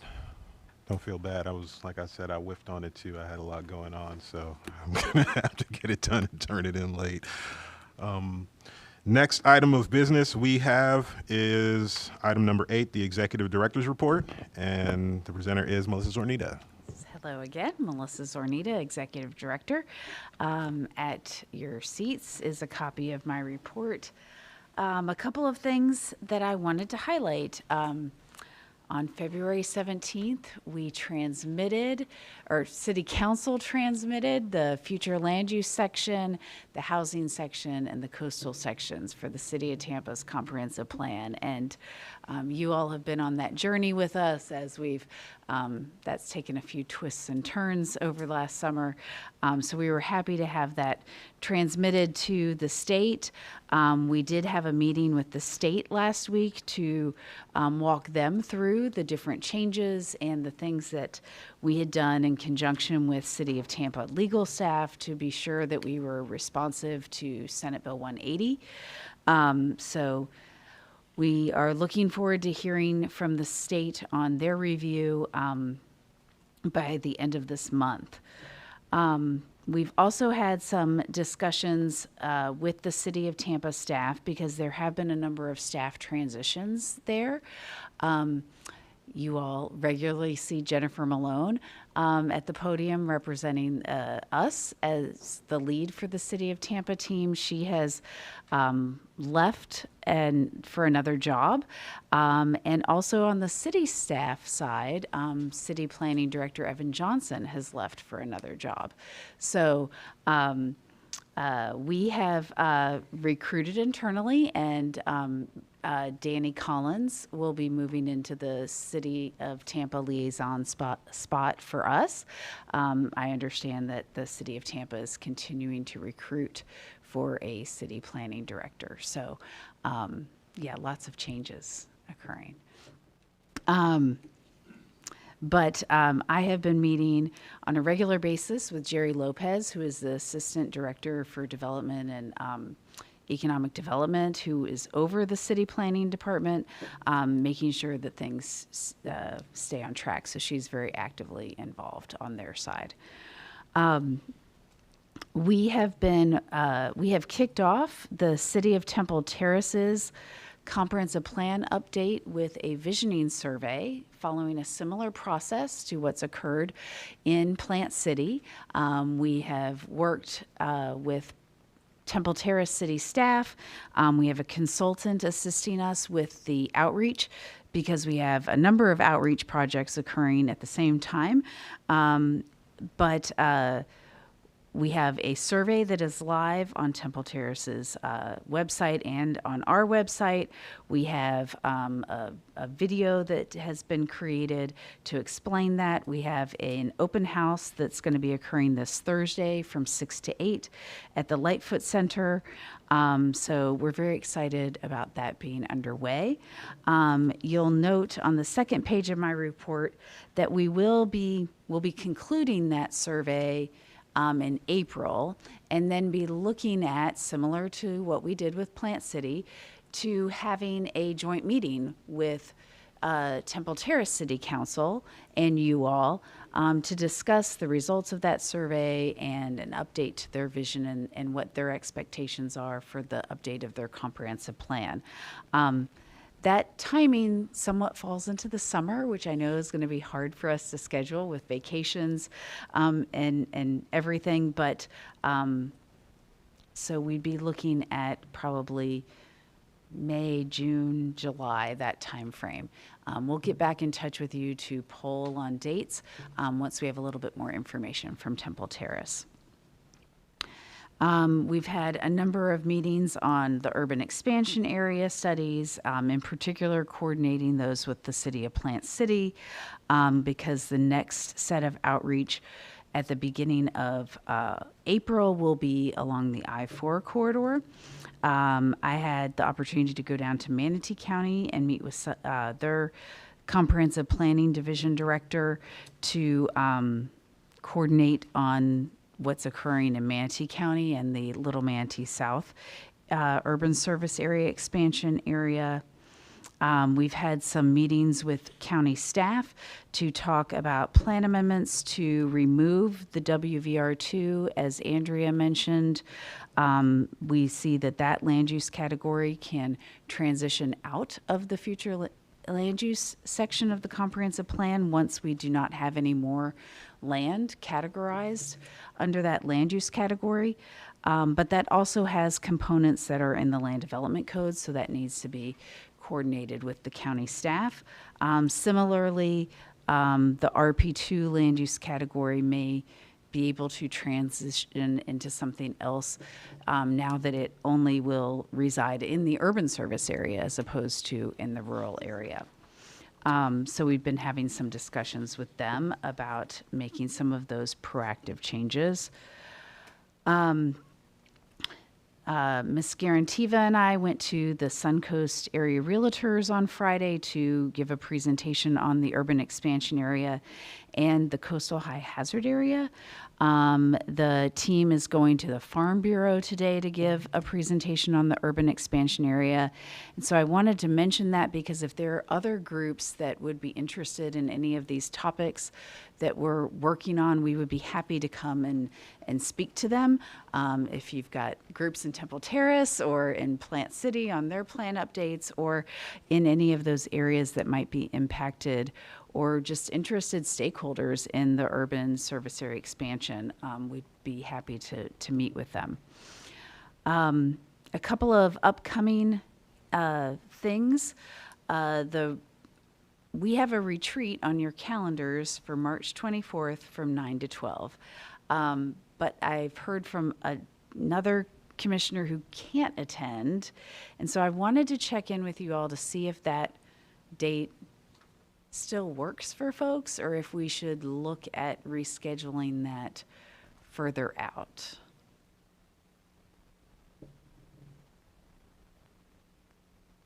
Okay. Yeah. Yeah. Okay.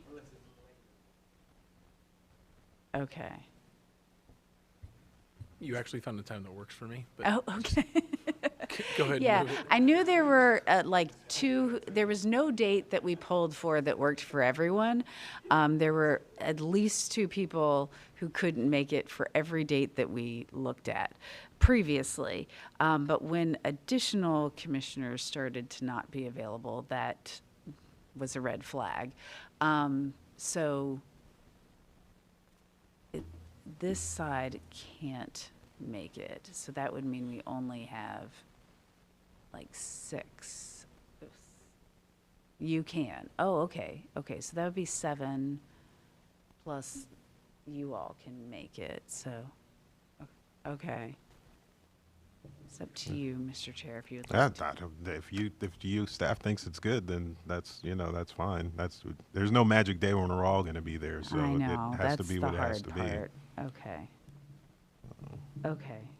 Well, all right, we'll keep moving ahead with March 24th, since that doesn't sound like too many more will not be able to miss it. That's going to be over at Thea. We will have coffee and breakfast for you all, so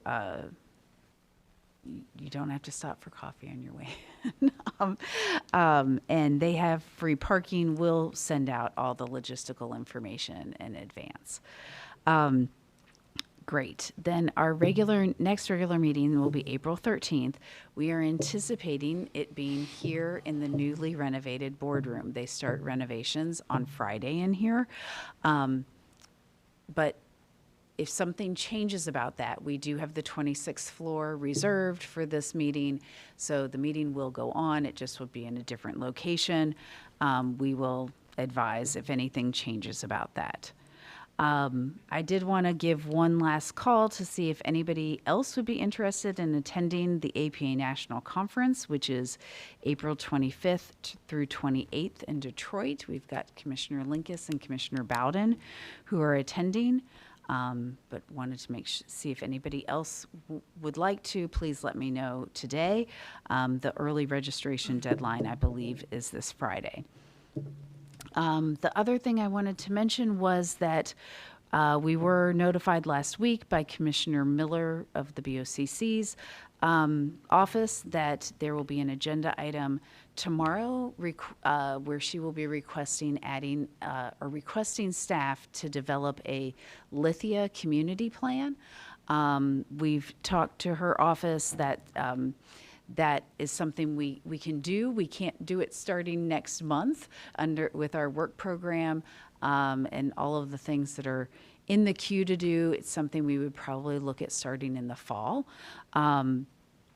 But assuming that the board approves that, of course. And then we've got a list of some of the plan amendment updates, primarily from the unincorporated county. From this last month. With that, I'd be happy to answer any questions you might have. All right, Commissioner Lauk, I saw you moving. No? All right. Okay. Anybody have any other questions or comments? I was wondering, Evan Johnson, he was the interim, wasn't he? He had actually been made the permanent director a couple of months ago. It was not that long before he left. Huh. Yeah. It's going to be interesting times in the city of Tampa. Yeah. All right. All right. Were there any other questions, comments for our executive director? Not seeing any. Then we'll thank you for the information. Thank you. And we will move on to our next agenda item, other business, chair's business. I have none. Old business. I do have an old business item on the urban service boundary. I wanted to bring a request to the board to see if there was any support. I could get any support. I'm willing to hand the gavel to Commissioner Lauk and make a motion for crafting a letter to send to the Board of County Commissioners, urging them to take up discussion on some of the items that we discussed in our past meeting, our February meeting, and also our December meeting. In those meetings, we identified a couple gaps in knowledge, gaps in agency capacity related to urban service boundary policies. And so I wanted to write a letter to the Board of County Commissioners, again, just, urging them to take up discussion on these topics for them to consider and opine on them. I figured at that sort of meeting, they could, if they had any comments for Ms. Zornita, they could give her those comments. She could bring those back to us. It would give us a better idea of what the elected officials are thinking on these topics. We've kind of gone back and forth on them extensively. There's opinions on both sides of the aisle. And so I was looking to see if there may be some support for crafting a letter to just send directly to the BOCC saying, kind of, hey, these are the things we've been talking about. What are you all's thoughts on them? Commissioner Cardenas. Yeah, do they maybe need a lunch and learn on the topic? That's what I was thinking. You know, at the last meeting, we had kind of talked about bringing in an outside. We agreed that staff may not be the ones to kind of do this, and bringing in a third-party representative and using funds to do that. And the point was made that maybe we shouldn't waste money on things like that or use money in that way. And when I thought about it deeper, it seemed to me that the final decision makers may need to, you know, get some more information on it also, so it may be, you know, beneficial for them to bring in a third party or have them direct what third party comes in, because, you know, at the end of the day, they're going to have to get that information too. But again, there's always the question of whether or not they even have appetite for these things at this point in time, you know what I mean? So I figure, you know, kind of sending a flag up, asking the question, what's, you know, what do they think? What are their thoughts? You know, and getting that feedback directly from the decision makers may be helpful to us in plotting a course forward and a direction on these sorts of things. So, Commissioner Cardenas. You know, I think your question that day was very sophisticated, and it kind of, so much so that it created what it created here from the perspective.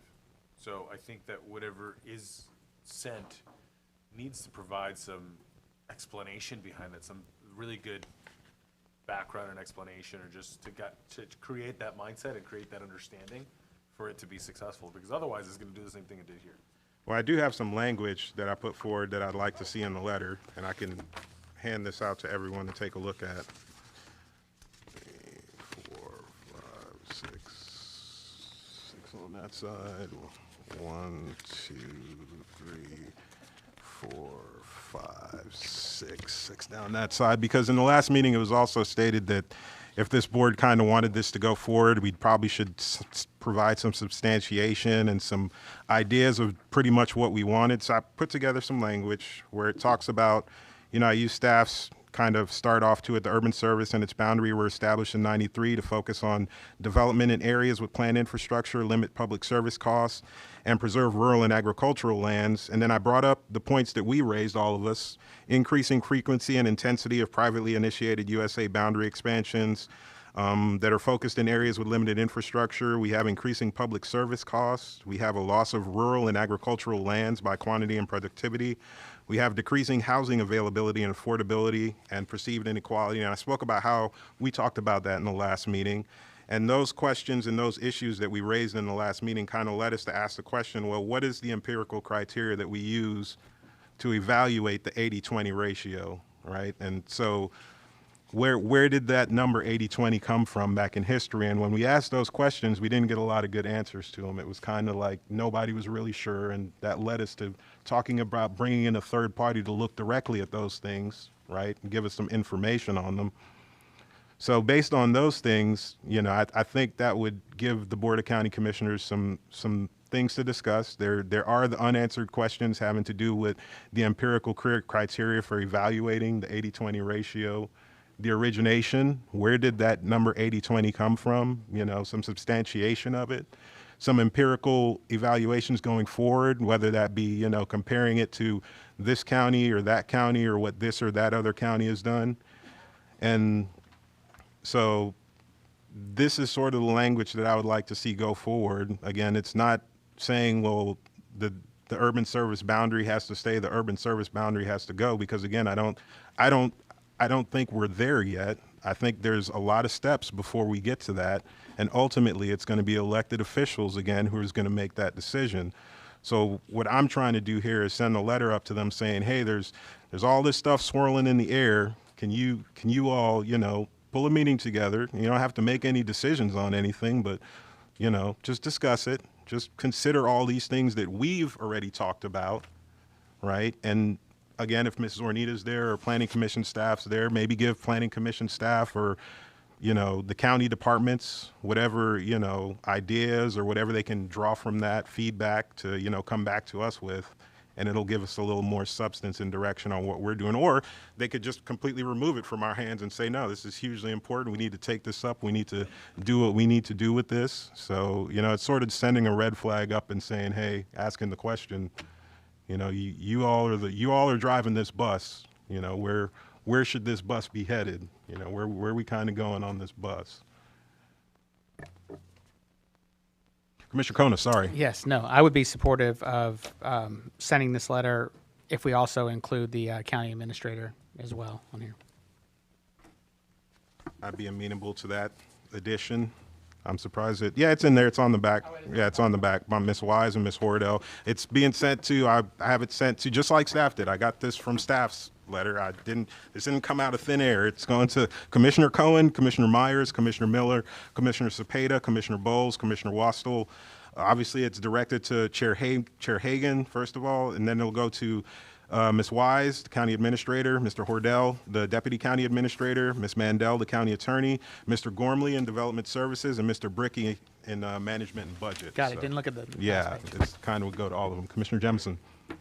I agree. I think it's be a good move. Kind of put them on point with it and get their feedback. Okay, Commissioner Bowden. I agree as well, because I mean, you do ask the question that was my big question. You know, has it been effective? All right. Well, in that case, I'm going to go ahead and be wild and pass this gavel, which I may regret, to Commissioner Lauk. Commissioner Lauk, you're going to be the one to call for the vote on this, because I'm not going to go over any heads. I like to do it the old-fashioned democratic way by vote. You know, I could easily get outvoted, and there might not be a second, but I will go ahead and make the motion that we, again, send this letter to the Board of County Commissioners,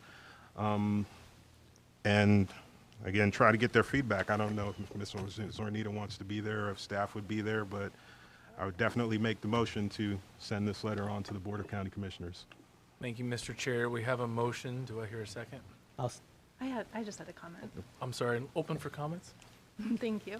I haven't fully had time to form exactly what the language might be, but I feel like some of the concerns that I've expressed aren't fully reflected in this letter, and I think I'm trying to think where I haven't even had a chance to fully read it through, but I do believe there might be an opportunity to say that there's not full consensus that this is an urgent issue, and I guess I just really feel, you know, my conservatism on here relates to the just the cost of something that was of this scope in light of the property tax issue that's forthcoming.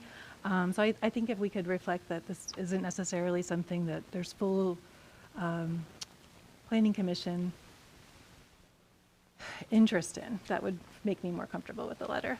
Well, I'd be willing to put the vote count. I mean, if you vote against it, we could put our names and what our votes were in the vote count, and that'll show. And also, I did also include as something we discussed, because I list some of the things we've discussed in the past. One of them is to do nothing, leave the policies as they currently are. So I definitely covered that, like it, you know, but again, it's going to be up to the elected officials. We're not telling anyone what to do here. We just want them to discuss, you know, this is a topic openly. No one's asking for any changes to anything. We just bringing the topic up and asking for them to discuss it and consider it in general. But I did include do nothing, leave the policies as they currently exist in the comprehensive plan, you know, so. But again, I would be willing to add the names and the votes to definitely put it at the top of the letter to show that, you know, this wasn't unanimous. There are different ideas and things like that. I'm comfortable with that. That works. Thank you. And just input as a fellow commissioner, I think if you were reviewed like the list of remedies, I think that's the key. And you did a really good job of describing what they are. There's a whole host of things, and they're not pointed to one remedy. The letter effectively says, hey, we need to take a deep dive and look at this. We feel like what we have in place isn't necessarily working, and here are some of the remedies that we would potentially suggest. And some of them don't jive with one another if you read through them. Like they're conflicting. You keep going. You got the gavel. It's on you. I don't know. Motions to the floor. Threw me with a curveball. I'll second the motion to continue discussion. Okay. We have a second to continue the discussion? Well, it allows us to comment and opine Yeah, before yeah. we take our vote. Yeah. Any more feedback?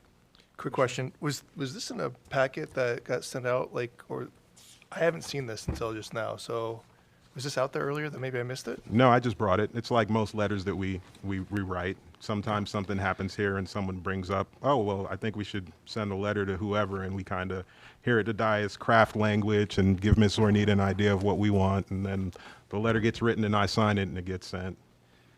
I guess my question is on urgency for this. Like, generally, I like to read it, think about it, reflect on it, and say, okay, as a group, like, where else can this make sure that all of our voices are heard? So I guess I'm just uncomfortable voting on something that I just saw versus having some time to digest it.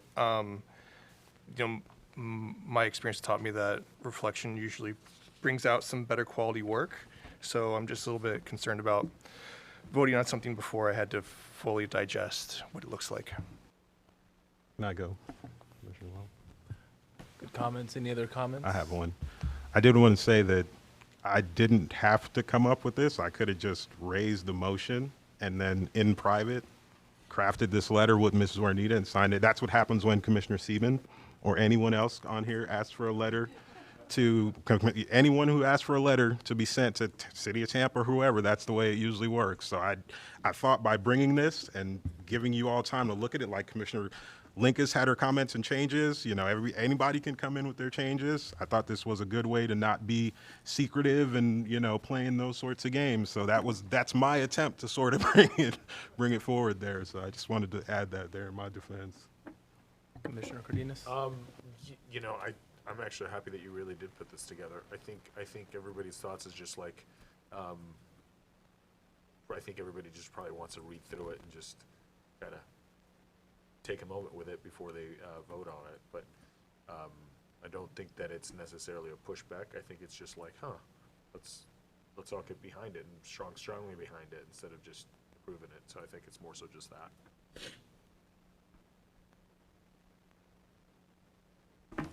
Commissioner Sieben? Quick question. I guess. So one, I just wanted to say, I think Commissioner Joseph's points that he made at the last hearing very well encompassed my opinion on this topic as well. Just the fact that I think that it needs further looking into, because I think it's just something that we have that a lot of people don't necessarily understand why we have at this point anyway. But I would say, what if can we table it till one of the next hearings, like today? Can we vote on it later today or is this our last opportunity? Maybe That's a question for maybe Tracy. that's a question for Tracy.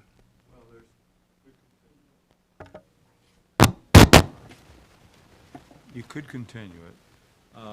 You might want to, you've got the time to have a recess Oh, yeah.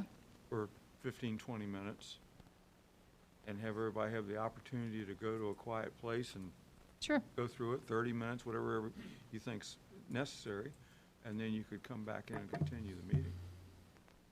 Okay. Can I make a motion for a 15-minute recess? Hold that thought. Okay. I see a light on down on my right. This is a really poor man's version of the chair here. I'm just curious as to what answers we're really afraid that we're going to be getting. I think it's trying to get some clarification on almost everything that we're seeing, every time we meet. I don't think you're asking for anything that's outside of our scope. So I'm not sure what we're afraid of, sending this letter up there. It's not going to implement anything other than potentially better information, better rules that they can come up with to make our jobs easier. I don't know why we're scared to send a letter. I'll make a comment before we hear motions. I think the itemized numbers 1 through 5 are interesting to me in that they really encapsulate all the different views of this board that we've seen in the past. So it's it's no secret that Commissioner Linkus and I probably disagree on the right application of the urban service boundary, right? But there are things in there like the loss of rural and agricultural lands by quantity and productivity, the perceived inequality in the application and impacts of the USA, decreasing housing availability, how do we pay for emergency services, water, sewer, power, right? The items that we're raising that are of concern, I think, have done a really good job of talking about everybody's, this body's different viewpoints on this in terms of like what the USA does and what it shouldn't do. So, my two cents. And I'll just, for the record, I don't think that I'm afraid of this, and I don't support it. I don't think it's a responsible use of money because I just feel like I think we were well served by a staff report that talked about how deep the scope of this is for many urban of our policies. It really underscores it. I just find it, to me, I said it last time, it's like, let's reinvent zoning. It feels arbitrary to me. If we want to look at affordable housing, that's another thing. If we want to look at how we preserve, rural areas, if we want to look at how we fund infrastructure, I personally disagree that this is a tool, the right tool for it. So I will be voting no, and I'm happy to have that, record accounted for on the letter, just because I feel like this is a fundamentally disruptive thing that we haven't really put a real question behind. And I've stood by that, and I know I disagree with a lot of the folks here. I just feel it feels inconsistent with what our roles and concern are. I feel like we can be better informed. We can talk about what the issues that we're concerned with, but I don't think this is like the one that I think our concerns are about. Are we getting the right kind of development that we want to have? I just don't think it's an urban service area issue. So I know that's my 2 cents. Not a fear issue, just a perspective on this. But thank you. Okay, good comments, Commissioner Cardenas. We're here reporting. We're here in the context of our positions are thinking about the citizens of the county. So we definitely are responsible for whatever it is that we pass, however it is that we pass it, whether or not it's from the, the different types of developments, all of this stuff. If we're using this urban service boundary to make decisions and it's affecting that, it is something that is our responsibility. My question to you is, how would you go about it? I just still go back to what question are we trying to resolve? I mean, this list is like everything to me. Are we having affordable housing? Are we safely providing your rural areas?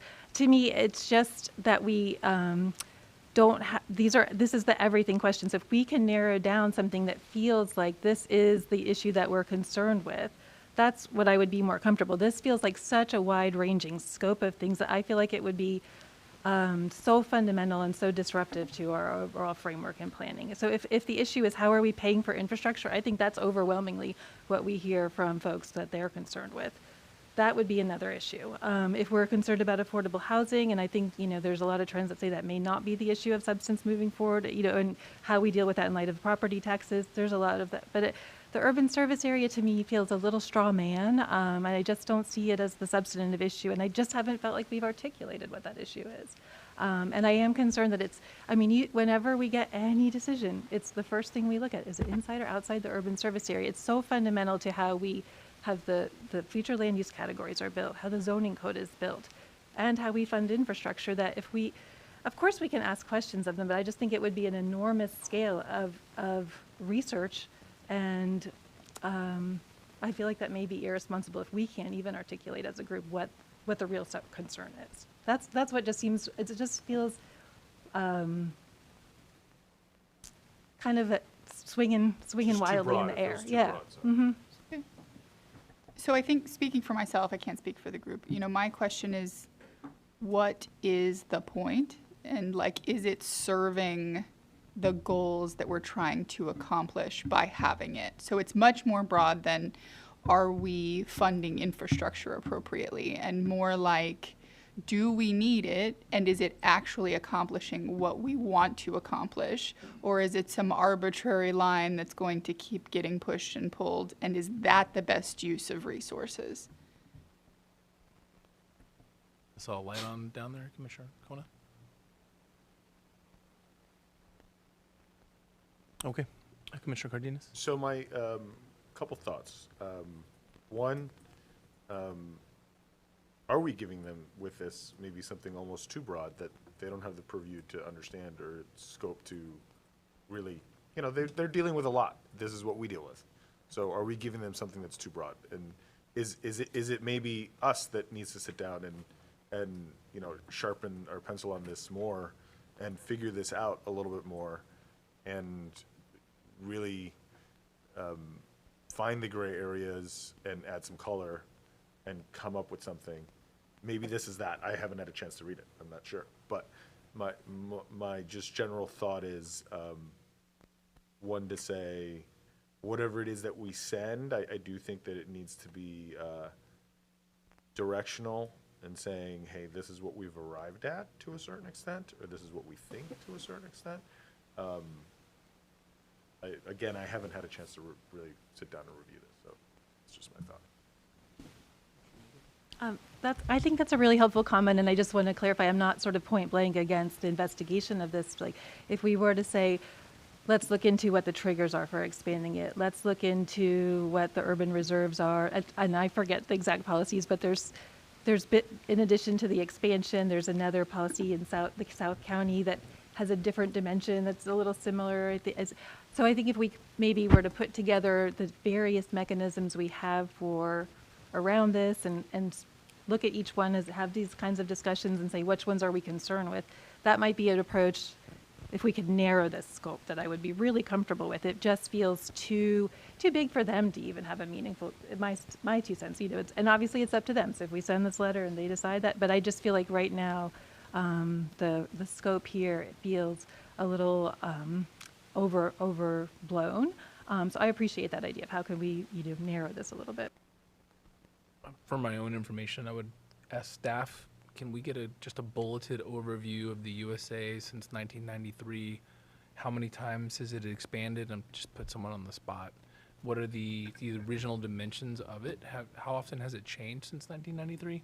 And I'm not talking about the onesie, twosies, private and publicly initiated things that come in and grab 100 acres, 20 acres. Have we substantially changed it since it was derived in 1993? So the largest publicly initiated expansion of the urban service area happened last year with the Balm and Waimama areas. I don't know its original dimensions off the top of my head, but certainly that type of information is something staff could provide. And we, as well, that was the course that staff was going down based on your all's direction last month, was to develop a educational workshop, including county staff, to explain what, you know, how it works essentially today. So we all had a baseline of information about how it would work, and then it was your all's direction that we have a facilitated workshop to identify some metrics around what should be evaluated related to it. That was what we had taken away from the direction from last month. But there have been a number of really good points made in this discussion as well, so. Commissioner Cardenas? You know, so for one, I think, and I'm not sure if you were asking this question or if you were asking what she answered, but I think what are the metrics that it originally was created with, and are those metrics exactly the same today? That's what we're trying to figure out, right? Whether or not those metrics are actually helping or they're not helping, and what's going on and what decisions we're making. So I think for one, that is really easy right there. Has it changed? If it hasn't changed, well, we all know society has changed in many, many different ways. So we do know that it needs to change. There's no way that it should be the same.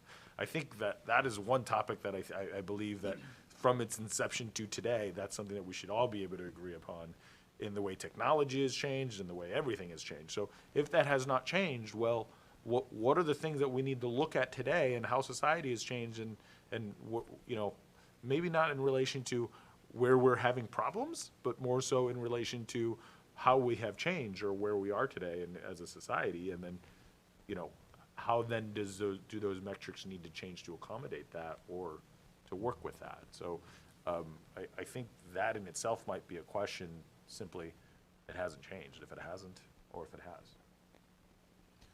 I would like to say that, you know, pointing to this list, Commissioner Linkus, and calling it broad, this list speaks to what we've talked about. We have been broad. We have been not focused. This list of 5 things isn't what I'm sending to the Board of County Commissioners to talk about. And I don't take the stance that some of you take, that we are the all-knowing philosopher kings and we need to tell the Board of County Commissioners what they need to look at in some couched way. I think they're intelligent enough. I know all of them very well. I talk to them constantly at a very personal level with all of them. I think they're, especially this board, is, you know, very wise enough, with the help of these other department leaders that we're sending it to have these discussions in a very, you know, educated and forthcoming way. But more specifically, this letter asks the Board of County Commissioner to discuss and consider the origination, the empirical evaluation, and the quantitative impacts of the urban service area boundary policies within Hillsborough County, Florida. So specifically what I'm asking them to do is what you're talking about. Is look at how do we evaluate its functioning? How was it originally determined to evaluate its functioning? Is there any metrics? Maybe Public Works has metrics that we don't know about, because we don't do that here in the planning department. And that's why I think the broader discussion needs to be had, you know, at their level. They have one of the first things I put down, opposite to do nothing, is request the BOCC schedule a meeting to consider the identified gaps in institutional knowledge and capacity related to the USA, all right, in a more comprehensive and informed manner than can be accomplished by Planning Commission board and staff.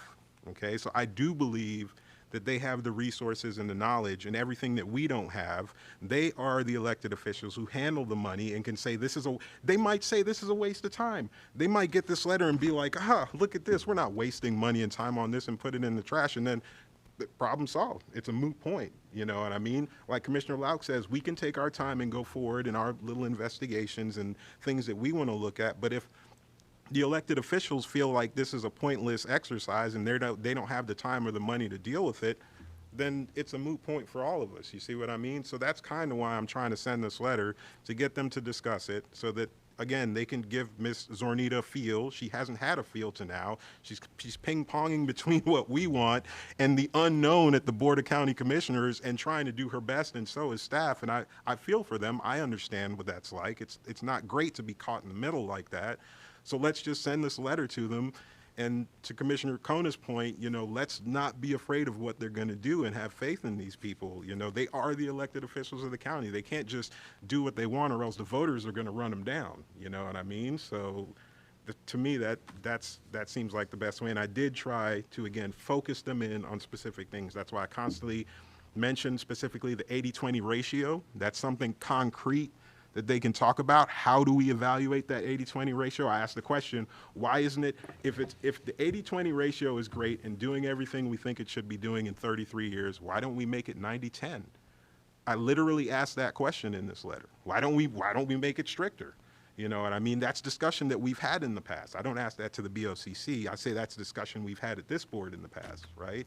So all these questions abide and are floating in the air. And, you know, I think that focusing on the fact that we have capacity and knowledge gaps, focusing that there's unknown explanations around the 80-20 ratio, and we need evaluative tools to understand the impacts that are coming from this urban service area and boundary. Those 3 things to me are 3 visceral, very focused things for them to put their teeth into and have discourse and consider at their elected level. So that's my 2 cents on it. Okay. No more red lights. I've heard a couple of different proposals in way of motions. So since we didn't have a second, why don't we wipe the slate clean and open the floor for a motion? We did have a second. Yeah. We did have a second. I'm Yeah. sorry. Yeah, that's why I don't hold the gavel. That's why I'm the backup. Okay. Commissioner Kona, can you restate? We've had a lot of conversation. Want me to restate the motion? The motion that we execute this letter and forward it to the BOCC, and the also CC'd members on the back, and give an ear to their feedback. Obviously, Ms. Ornita said she'd be there to see if they had any comments or questions. And, let's listen out for what they say and see where they want to go with it. Again, they might not want to do anything. They may say this is ridiculous, in which case we're done for now until someone else picks up the charge and tries to take it forward. You know what I mean? So the motion is to execute this letter and forward it to the BOCC. Okay, we have a motion and a second. I think we probably want to kick it to the clerk at this point for a roll call. If my spidey senses are telling me it might be a good idea. Bowden, Yes. Cardenas. Yes. Kona, Yes. Jemison, Yes. Linkus. No. Lauk, Yes. Sieben. Yes. Sink, No. Joseph. Yes. Motion carries 7-2. Commissioners Linkus and Sink voted no. Thank you. I'm officially handing this back. I'm glad to get it back. I wasn't sure. Yes, Commissioner Linkus. I guess I just wondered what the status of the potential workshop is. Should we hold off on that? That's the next question. That was yes. a great question. One that I would like to get some direction from you all on, because that was something staff, we've already had some discussions with Assistant County Administrator Greg Cordell and some other county staff about having a workshop. We were aiming for the May Planning Commission meeting, regular meeting, having a workshop that would be educational in nature about the urban service area, with other county departments there to present how they implement it. The idea was that at the next meeting, Ms. Dickens would have an agenda on the item to ask you all to bring some of your questions regarding that, so that we could make sure the departments were prepared to answer some of those questions in their presentations. So that was what we were proceeding on. We also were proceeding on the path of procuring an independent consultant. We wanted that consultant to participate in that educational workshop, and then also then be prepared to lead at the, if it worked in the schedule, the June Planning Commission meeting, a workshop to discuss the metrics of evaluating the urban service area with you all. So yes, I would like some direction on what, if any of that, you would like us to continue to proceed on. I mean, offhand, that sounds like a really helpful program, and it may, for me, it might address the issues that I have where the points where I can find maybe common ground with some of the views here, or better understand how to go forward, could emerge more clearly, at least for me. So I think that still sounds useful. And if maybe the county folks say this is dead in the water, then we regroup, but we can take it, step by step. So I think it sounds like a good plan. I would be interested in seeing how the county staff kind of use this. I'll jump in. I wanted to say it's strange we just switched seats, Commissioner Linkus, because now I feel like, as was said in the last meeting, why are we spending money on it without understanding what the for me, we're a recommending body, and our focus is the comp plan. Like, we make a recommendation to the Board of County Commissioners. That's what we're here to do. Then the Board of County Commissioners takes a decisive final action on things. So to me, it seems like, and I get what Commissioner Lauk's point, we're an independent body and it's incumbent on us to do what's right for the citizenry, but at a certain point, if we know this is going to the final decision makers, it seems like we should kind of hold off a little bit and see where they want to go with it before we start spending money and hiring consultants. I mean, if we hire a consultant and they grab this letter and throw it in the trash and say they're silly, they shouldn't be spending money on that, and here we are spending money on it. Again, we're independent. This board can do, within the letter of the law what its authority is, but I'd be hesitant. I kind of take up your stance that we might not want to be spending money like that. We might, now that we have something going directly to the elected officials, we might want to kind of wait and see a little bit. So that's just my take on it.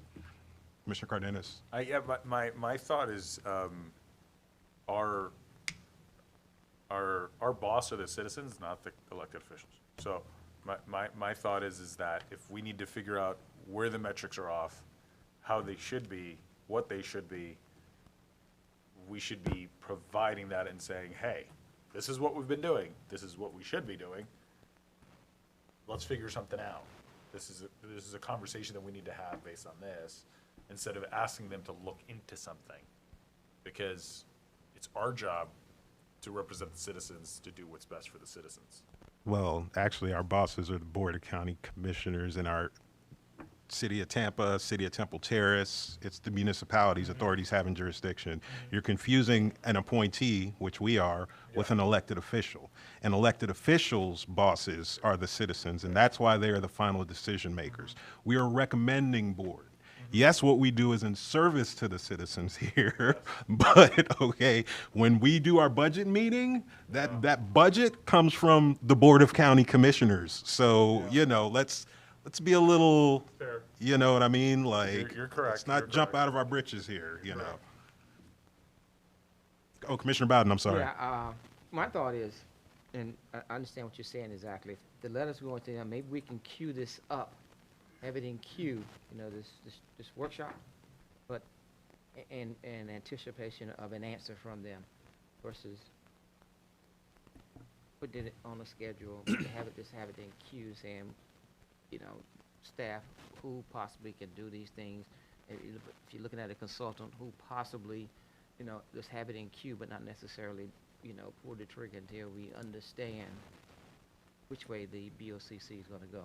If they do nothing, or if they come back and say this is whatever, you know, their decision is. I thought.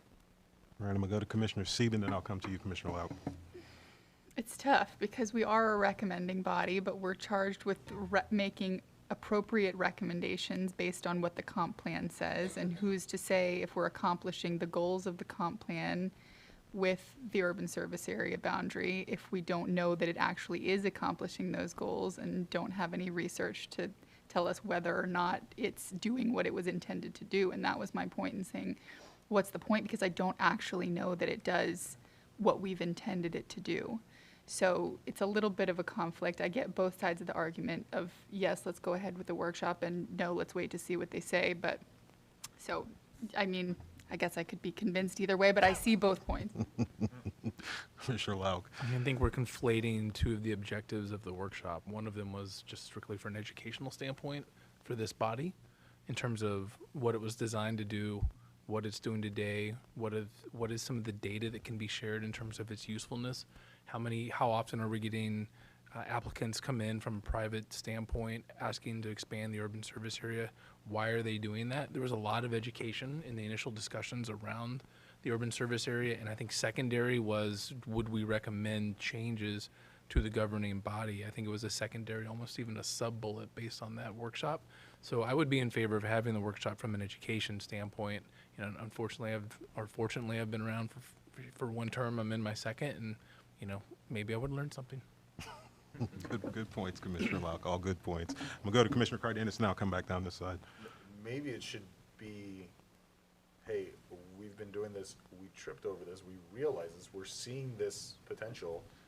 Should we look into this more? Well, we're not doing the letter right now. We're giving Ms. Zornita direction on how she's going forward. No, I get it. I'm just saying maybe the letter for the in workshop. that sense should be something along those lines of saying, hey, we're seeing this. Is this something that we should look into more from our, you know? Well, if they discuss it, they will. The letter's gone past, so I generally don't like to direct the Board of County Commissioners what to do. They're intelligent enough of people. They have enough staff. They have enough support that they can, you know, figure those things out through discourse and their own consideration. But I definitely get your point. I'm going to go to Commissioner Sink first, and then come back to you, Commissioner Linkus. Thank you. I'm kind of in line with Commissioner Lauk on this, which is like from the educational standpoint of what are we grading? What's our standard? Like, where'd it come from?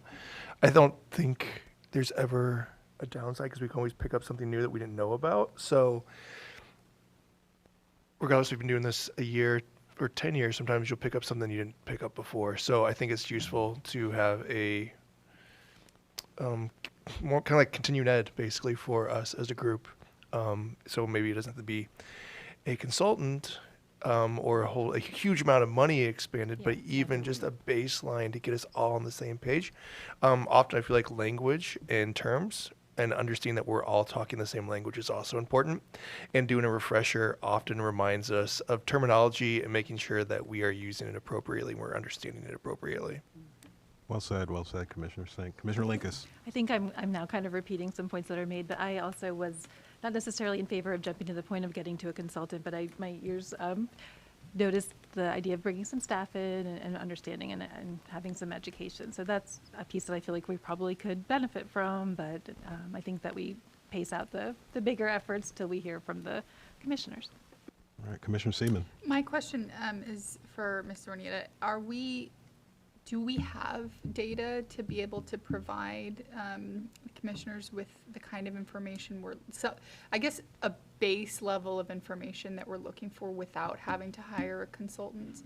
Can you guys put all of that data together, or I guess the data you have, without going through, a whole lot of effort and a whole lot of time without a consultant? I mean, we have a database of all of the comprehensive plan amendments, so we can identify when there and at what frequency there have been amendments to the urban service area, the size of them, when they occurred, all of those. I mean, we have all of those records in-house, so we can put that together to demonstrate how it's changed over time and with what frequency. Yes, so we can do all of that. I think, and we will get all of the records from the warehouse from when it originated to see if there is information on like the 80-20. I think staff's already pulled some of that, because some of that definitely predates some of us who are here. Yeah. But so we can try and piece together some of those historical facts as well.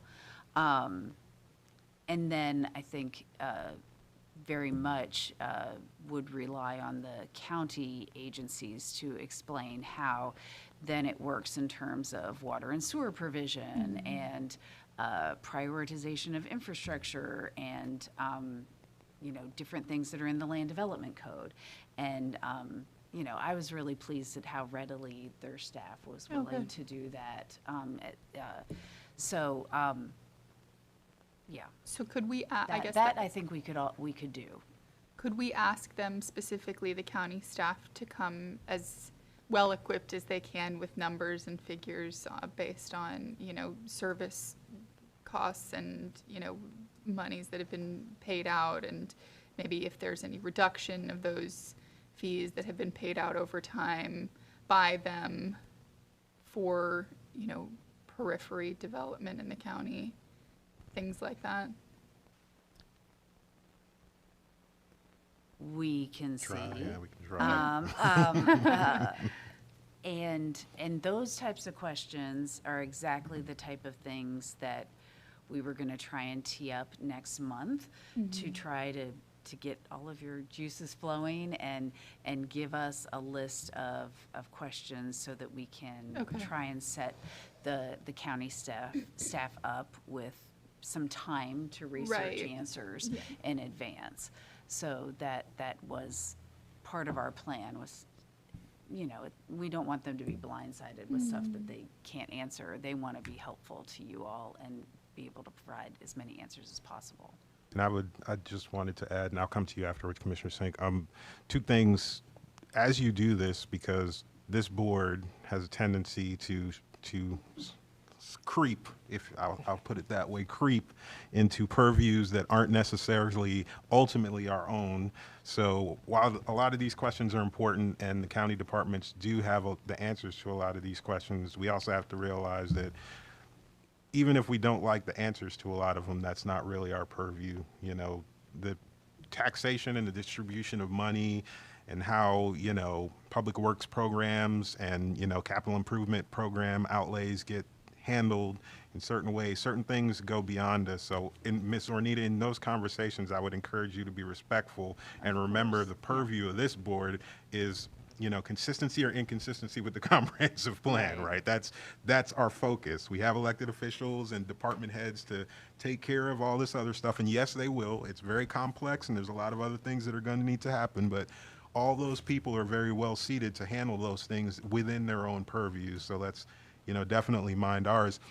The second thing I wanted to say was I guess I've sort of come around to this way of thinking. It warms my heart to see agreement between Commissioner Linkus and Commissioner Lauk. So I can't sit here and ignore that. So in many ways, I do feel like, yes, we can do with some education as long as we're, and Ms. Zorniti, you always do an excellent job of keeping those dollars in line, but more education, as to Commissioner Sink, well put words, is never a bad thing. So I would be okay with that, sort of, I guess, if we don't go too overboard with it. Commissioner Sink. Great. So now my comment is, I'm curious to see the list of organizations that actually operate off it. Like, so I know the TPO, like the impact of the service area for TPO, like it's a big deal, like on how they're planning and like what's the impact of the boundary for funding for interstate improvements, for street improvements, like transportation improvement, like how is that done? I know it's kind of within the Planning Commission's purview, right? We have TPO here. So like to understand how that all plays together, because I think one of the things that we hear is we're not providing the level of service that people are looking for, from streets to sewers, the utilities, all that stuff. Why? And then how is that information being used by each one of those departments? All good points and thoughts. Did that give you any sort, or did we just mess you up a whole bunch more, Ms. Maria? No, there may be some additional folks who we want to pull in the workshop, and I want to make sure that I mean, we were aiming at May, but I got to make sure that we don't have a whole bunch of other items that you all need to take care of at the May meeting to have it then. I think just to make sure, because I heard a lot of different directions, it might be helpful if somebody made a motion about what you want to have happen next, just so that if it seems like there's consensus for the educational workshop portion only, but I just want to make sure I'm getting it right. I'll make a motion that we have just an educational workshop, not pursuing hiring a consultant at this point, but just to learn more about the urban service area. All right. Second. Okay. Oh, wow. Motion. I can't believe I'm going to say this. Motion by Commissioner Linkus, seconded by Commissioner Lauk. Are there any thoughts or any more comments, discussion? And the motion was, again, to have just a plain educational workshop. Staff will take care of it. We're not going to spend money on consultants at this point in time, so it's kind of an in-house, just educational baseline for all of us to get on the same page. Are there any thoughts, comments before we take our vote? Thoughts/comment, I would encourage staff to offer a Zoom or Teams structure for this to ensure maximum participation, rather than trying to find a spot where we're all in the same room together. I think that'll just push it, it'll push it months out if we're trying to drive in. Okay. We were aiming to do it at your regular meeting date. Like have the regular meeting at 2, and then if the agenda's short like we're anticipating, we could have a substantive workshop. But if it doesn't work out to do that, then that's a great suggestion. Would this be the next regular meeting? No, that we were looking at May. May, okay. Commissioner Kugler going to be back then? Yes. Okay.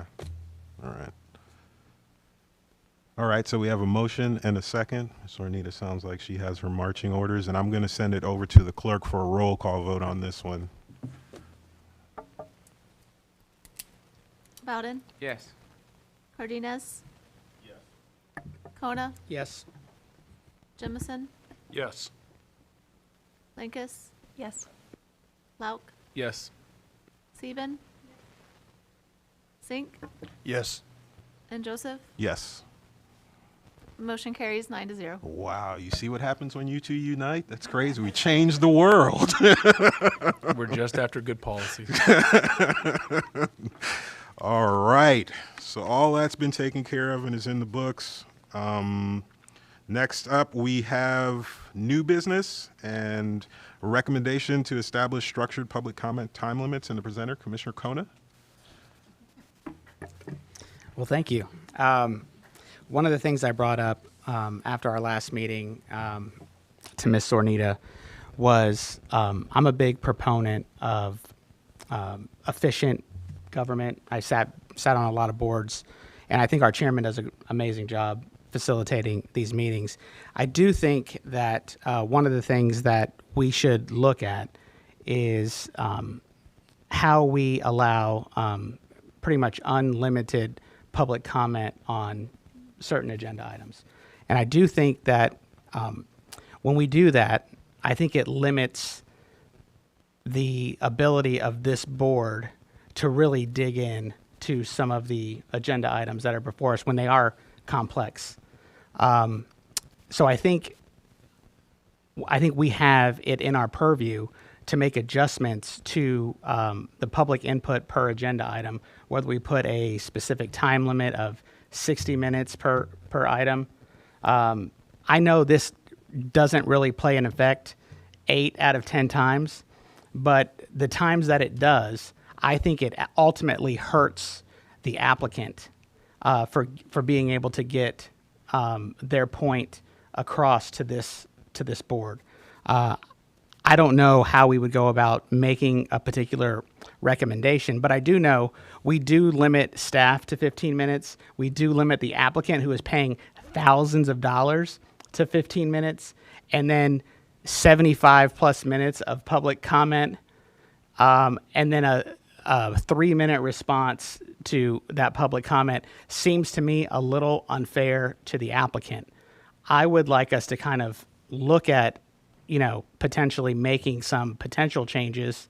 Like I said, one thing off the bat was maybe just limit public comment per item to 60 minutes. I'm applicable to make it less, but I think 60 minutes is a fair, amount of time to allow the public to comment, because, we've sat here and we've listened to plenty of public comment where the first one, at 3 minutes in is the same comments 75 minutes in, and we understand it. But also when we get to that point, our discussion is limited because of almost pure exhaustion at that particular point. So I don't know how we would go about making those changes. I know it's in our policies, but I think as a board, I think we should really kind of help with that. I know the county has time limits when they're doing their final decision. We do not. So I'm open to putting this out there for discussion. I'm happy to make a motion to change things, but I would like us to talk about it first. Thank you. Yeah, when I heard about this and I asked Ms. Sornita about it, I was in agreement with you myself. I immediately thought of our last meeting last month, that planned environmental community, when the room was full. I literally leaned over to Ms. Zornita after adding up how many people were signed up to talk and saying, it's going to be, this is a lot of amount of time. What time are we, can we go until we have to call it quits and then, it's the end of the night, continue. So I think that's also a point germane to what you say. If they're able to get so many people that it pushes us to, 10 o'clock or 10 o'clock? I mean, they could push us to 10 o'clock and then we have to take a vote on whether or not we're going to continue. And we might still have more people waiting to talk, you know what I mean? So that is sort of an issue. So I'd like to hear from you, Tracy, on what options we might have. Well, you're talking about an amendment to the bylaws, which is something that it's been several years, maybe 5 years or more, since the board has made any real amendments to the bylaws. And it's something that just doesn't happen very often. The bylaws cover legal issues, which this falls in the vein of, procedural issues, which it also falls within, as well as in some cases administrative stuff. Oftentimes, it's been my experience over the years that when that happens, other board members, when they stop and reread the bylaws, say, I think we should make a tweak over here or a tweak over there as well. So my suggestion to you would be to try and schedule a workshop, maybe before a meeting, maybe on a meeting that starts at 3, you do it at 2, so that we can discuss what the help you identify what your broad issues are. I'll come prepared to address, from a legal perspective, this particular issue.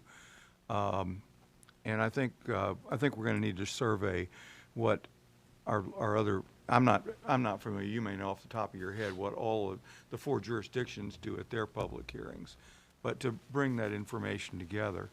And then the board's got an opportunity to examine on a broader basis, other issues that they may want to consider as well. And after you do that, then we can bring it back.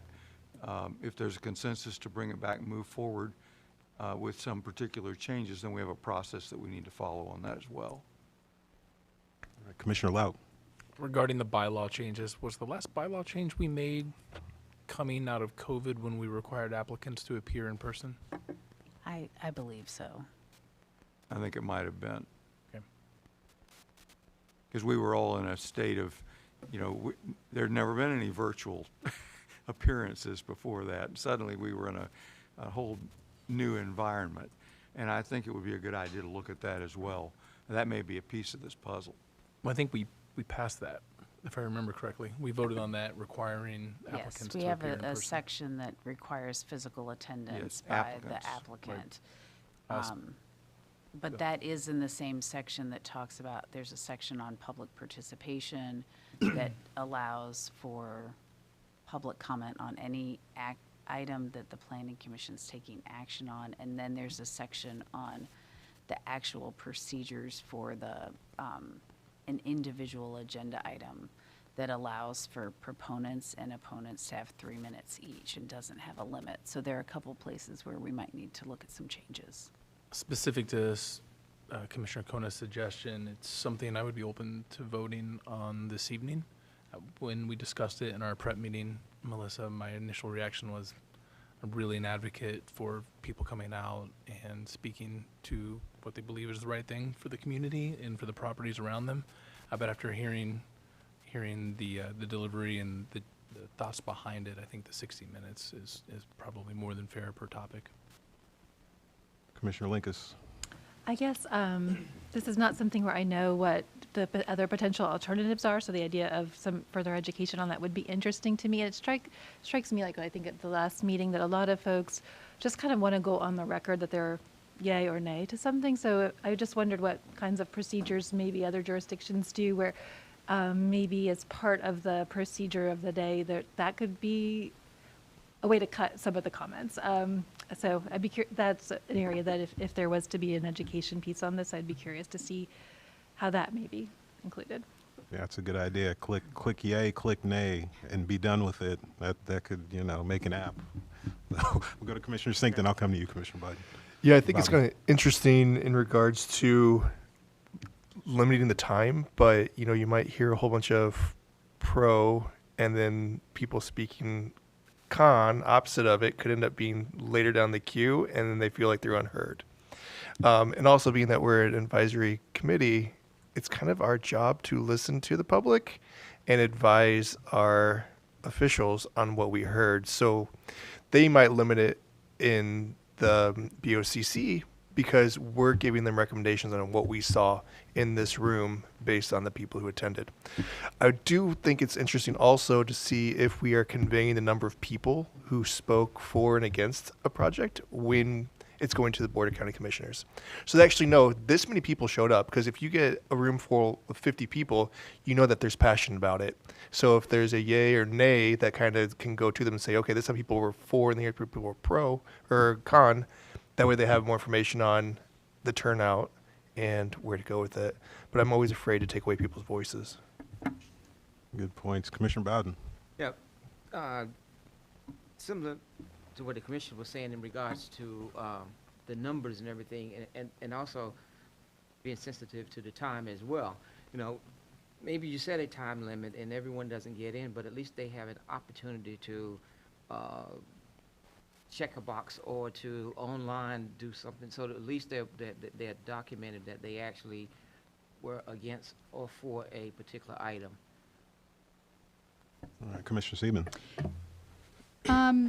Is our job to communicate how many people were for or against an item, or is it to determine what is in compliance with the comprehensive plan? Actually, it's a genuine question. I don't actually, I mean, Listen to Miss Purview Keeper here all of a sudden. I'm just, you know, it could be a factor. You're right, you're right. You know, how many people could be a factor? You I have are actually right. genuine curiosity. I mean, I would say that your job is to arrive at a recommendation on consistency with the comprehensive plan.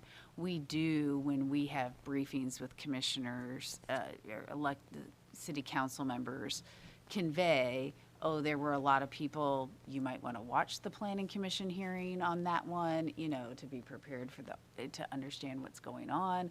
A lot of them already have watched your meetings to see what's coming if when they know that it's the county's night or something like that. So they're usually getting a massive amount of emails as well when you all are getting that kind of crowd. So they're generally aware.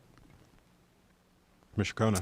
Yeah, a couple of things. And I totally agree. Like I am all for making sure that the public gets heard on every issue. I do also want, you know, to clarify, we are the public that has been chosen to ultimately, you know, make these types of decisions. I will say this, most of these things come at the 5:30 meeting, when in fact, you know, the 2 to 5 meeting, some of the land use policies that we, you know, have in here, when maybe City of Temple Terrace comes and talks about driveway slopes, that affects a lot more people in the grand scheme of things, and we get zero public comment on that, which is why today I asked the question, you know, was it publicly notified? Do you have any public opinion on said issue? So I do think that, you know, the private sector, who these privately initiated ones, you know, they're spending thousands of dollars. And I think sometimes we are the public group that has been created to make those final decisions.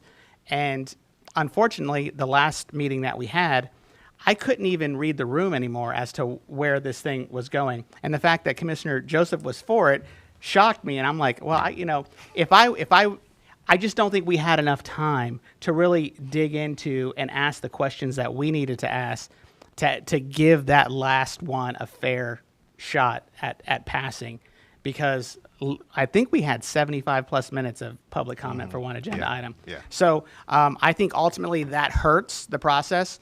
I think it also, you know, I don't know what we charge. I know we charge a lot more than we used to for these types of hearings. So I think it needs to be at least tweaked. I think some of the biggest changes that we do sometimes are in the 2 to 5 meetings, and we get zero public comment only because people can't get here, you know, at 5:30. But they can get here at 5:30, and I appreciate us waiting until 5:30 to do some of these bigger ones. But I do think we would be doing ourselves a disservice if we didn't figure out a way to make that a little bit more efficient, because we're only going to get more and more of these as we go through the process. Like, these aren't going to get easier as we move through, because there's not much land left to do the types of things that we want. So I think it's important that we at least put some sort of time limit on the amount of public comment. I think 60 minutes is something that I think is more than sufficient. Commissioner Orton. I've been on many city and county boards, and there is a time limit on just about every single one that I've been on. But my question is, who's going to make the decision on what's important and what's not, and how long each person should have? Right now we have 3 minutes, so are certain cases going to be, oh, this is this type of case, we'll give them 4 minutes each, or if that's going to take forever? So we need to, I believe, have a set time for every case to be the same, instead of this one will be 4 minutes each every night, or, you know, just some more guidelines, because I've been to meetings that have lasted till 1 o'clock in the morning because of comments. So I think there needs to be more guidelines, or leave it the way it is. I just want to say it's 3 minutes per person, and that's hopefully not changing. We're talking about the max. When you add up all those 3 minutes, what is that cap going to be? Is it just going to be whatever it wants to be, or do we want to cut it off at a certain point in time? But it's always 3 minutes per person as far as the bylaws are written right now. So, Commissioner Cardenas. Yeah, I mean, I've felt like this for a really long time, but I also think that even the citizens, if we said to them, hey, 10 people can come, pick your most important, pick your whoever you believe can bring together a concise statement, a concise feeling of how everybody, you know, in the same way that they are all coming here and they care, they could probably get together and come up with something that is very thoughtful, very forward, and is concise and will allow us to make a good decision, because at the end of it all, we do get tired, and it is a long thing, and after a certain point, it just all becomes gray, and they lose more than anything in these individual situations.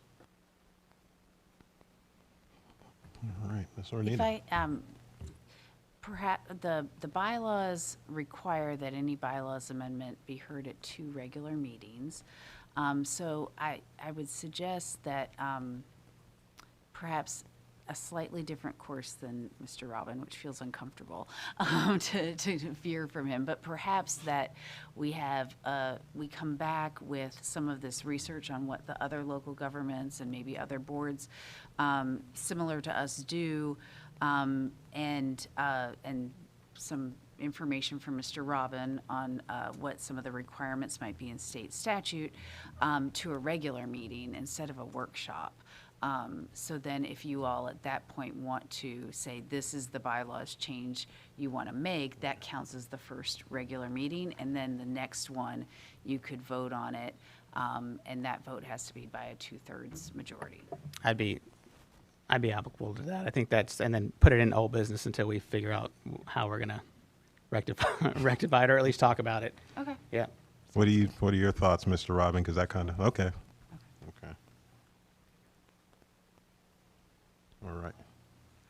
All right. Well, that's that for that one. And the next 2 were mine, which I have to bring up because it's not on this one in front of me. Hang on a sec.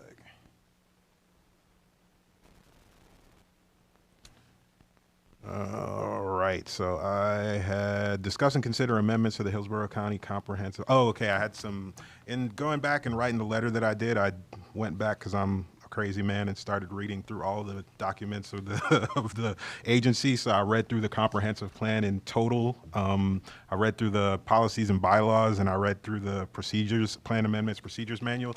And when I went through the comp plan, I found just a couple errors in the comp plan that I wanted to make Mr. Ornita and staff aware of, so they can, and I don't know, hopefully it doesn't take a text amendment to get them changed, because they're Scrivener's sort of things. It's nothing major, but in, what is it, goal number 2, Ms. Ornita, I believe you were aware, we've talked about this in the past, there's sort of like a pagination error in the comp plan, where like, where you believe you're on like page 90 and you're actually on page like 91.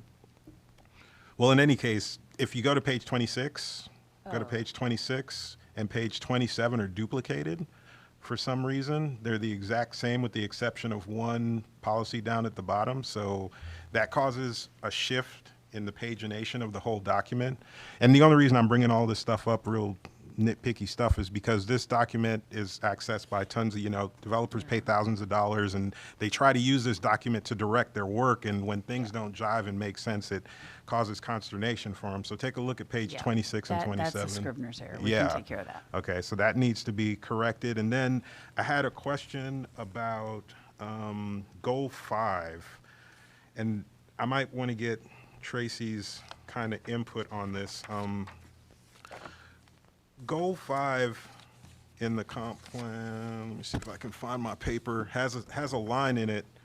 Well, first there were some numbering errors that I wanted to bring up. Goal 5 objective goes from 5.2, this is page 77, 78. So we go from objective 5.2 to objective 5.3 on page 78, and then it jumps to objective 33 for the RP2. which seems like it should be 5.4, and those should all be. So that is because the RP2 language was a part of a lawsuit, an administrative claim against the county that was held basically in abeyance until, and then it was dropped once the RP2 all became part of the urban service area. So this plan amendment was done to the old plan. And then the new plan got adopted while it was out there in limbo. And this is how the county attorney's office told us to put it back in the plan. Okay, well, I'm gonna leave that alone because the county attorney said to do it that way. But yeah. But that is part of what we're hoping to clean up. Okay. With the amendments subsequent. Yeah, I was reading through and I was like, how do we go from 5.3 to 33? That Yeah, makes no it sense. is- And then it jumps back down to 5.4. Right. What's going on here? It's numbered as if it was in the plan from before. Okay, Yeah. that's fine. County attorney, Okay. I'm done with it. I get it. Policy 5.6.15, and this may be a question for Tracy, like I said. This board's purview typically doesn't have to do with site planning stuff, but this policy reads, residential uses adjacent to residential uses shall demonstrate compatibility through creation of similar lot patterns. So Lot patterning, isn't that not considered a site planning thing? Should that even be in the comprehensive plan? it is. So this policy is in the section on the Waimama Village Residential 2.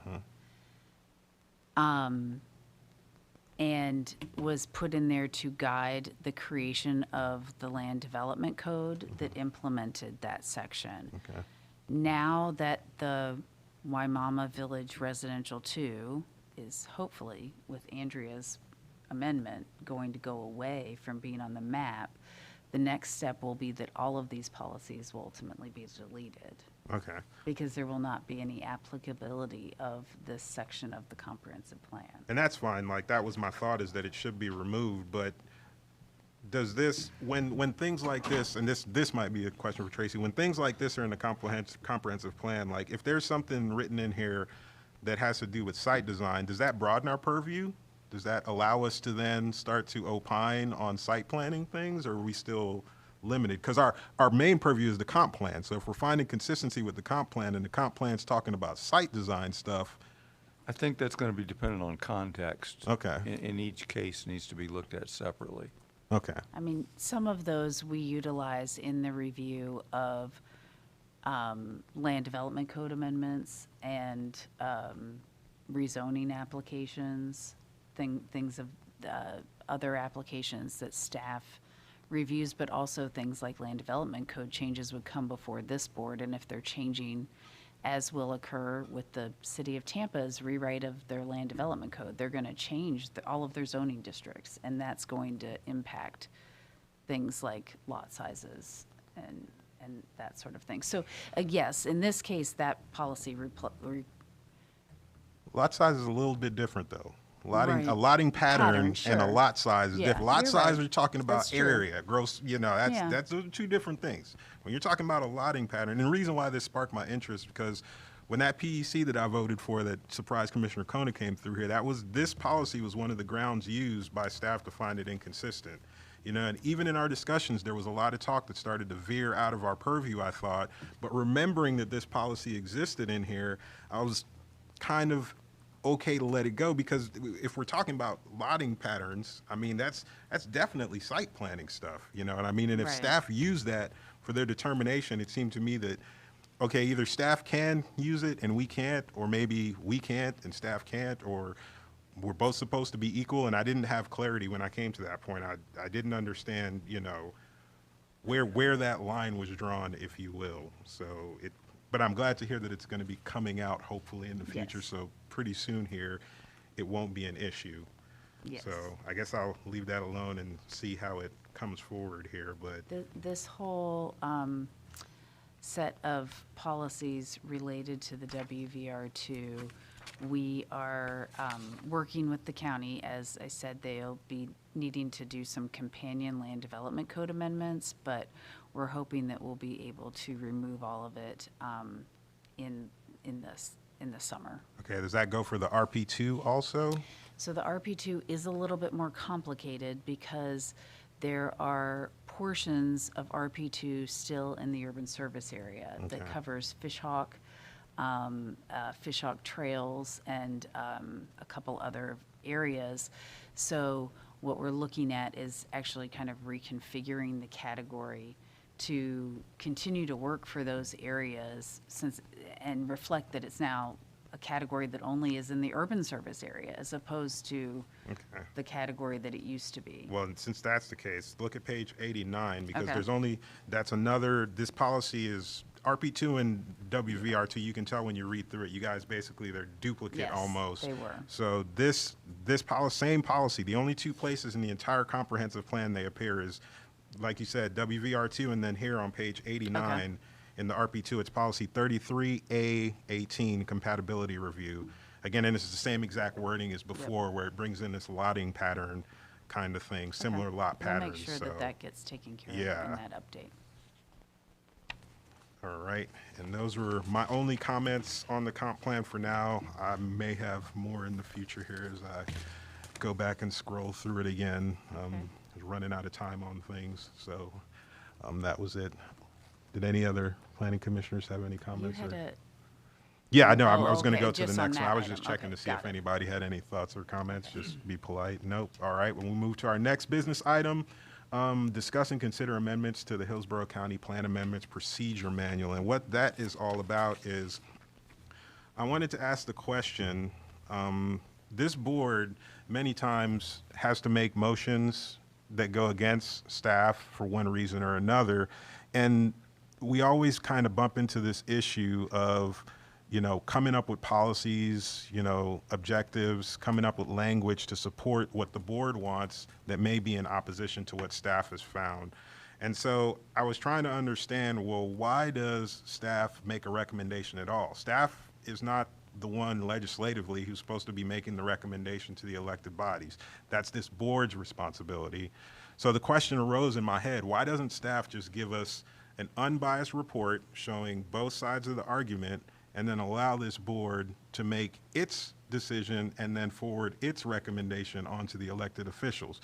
This way, in the case that, this board wants to do this or do that, they don't have to be kind of grabbing at straws to get policies to support things. And also it kind of removes staff from being like, oh, you're like, you guys get it a lot. Oh, you're in this, person's pocket, or you're in this city's pocket, or you guys are doing something your staff is found in a way that we don't like. And it's half and half. Half the time they're supporting you. They say staff is found great. This board needs to do exactly what staff says. But half the time they say staff is wrong. This board needs to oppose staff and do this other thing. So I wanted to ask the question, why is it, and I'm sure there's legal, historical reason why it's set up the way it is. I'm not making any motion here. This is a completely open question. I'm just trying to ask the question, why doesn't staff not recommend and instead show both sides in an unbiased way and then leave the recommendations to the recommending body? I think the best way to try to explain this is to go back and look at the role of the Planning Commission. You've got a professional staff who serves as the staff of the county when there's county plan amendments, or one of the cities when there's city plan amendments. They've got the history for how those policies were developed. They know what the history has been in terms of evaluating them, or how, for consistency of interpretation, how the staff has interpreted the plan. And you really, I think it would be unfair to ask all of our board members to be that familiar with the plan and try to be consistent on every case with how they apply all of those goals, objectives, and policies in the plan. Your staff does that for you and brings their recommendation based upon what the plan says, what they're professionally, they're very intimate with those areas of the plan, as you know. And they do it to bring it to help the board and give the board some professional planning guidance to help you make your decision. Am I? But why does it have to be one side or the other? I agree with what you said. They are professionals. They have the knowledge. They have the experience. They have the acumen. So why don't they show both sides and then our purview, our job isn't to be consistent. Our job is to find consistency or inconsistency based on the information before us. It doesn't say the Planning Commission board has to be consistent. I realize that as an attorney, that causes other issues when you're not consistent in other places. I acknowledge that. I hear where you're coming from. But again, it seems to me that the professionals, like you say, the keepers, should say, here's both sides. Sometimes one side's going to outweigh the other by their professional opinion, but them making a recommendation seems kind of superfluous. Again, they're not the recommending body. So where does staff's recommendation, other than to serve our desires, even come in? It seems like they should not recommend, just show us, again, what the facts are, and then let us decide from the facts.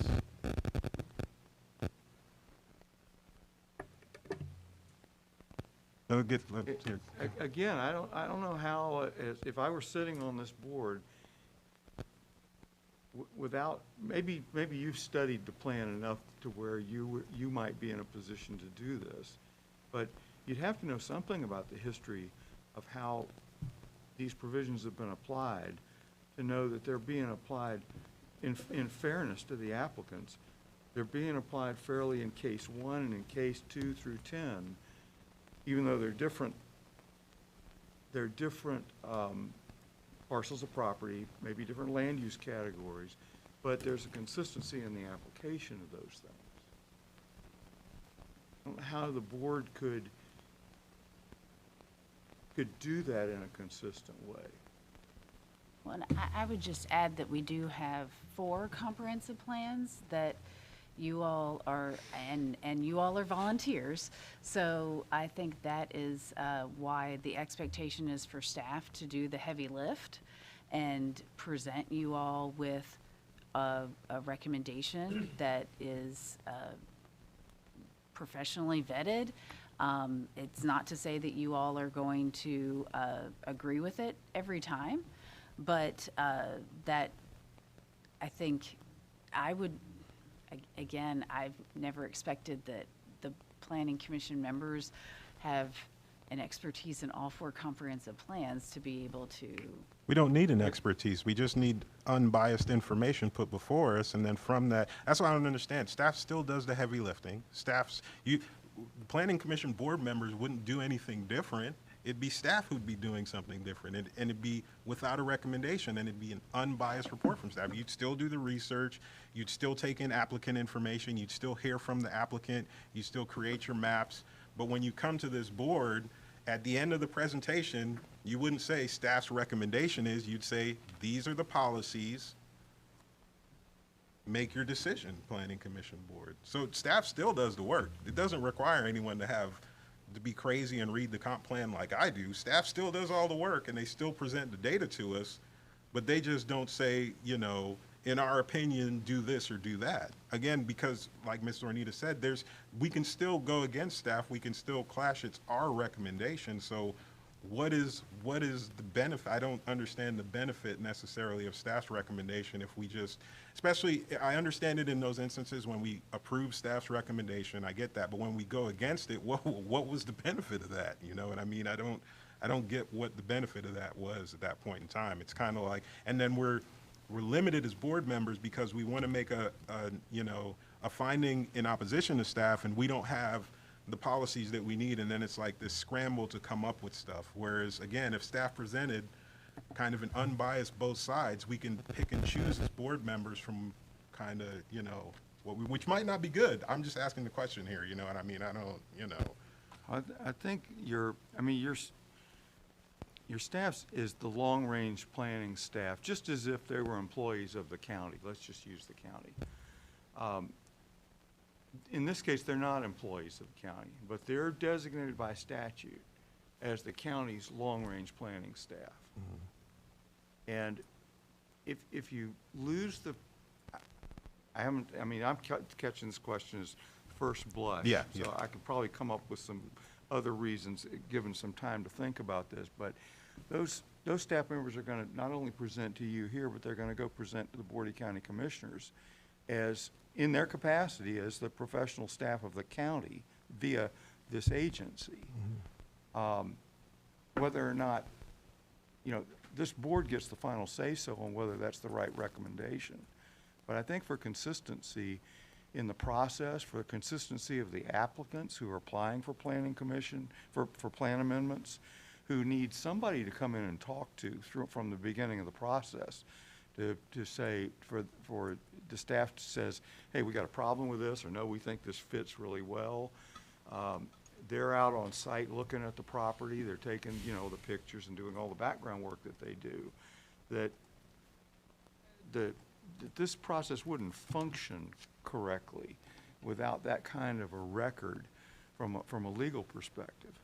Okay. Well, keep thinking of it. Like I said, there's no action. We'll keep talking about it. Definitely, I know I'm catching you off the cuff here, but think about it, and we'll have these conversations to keep going.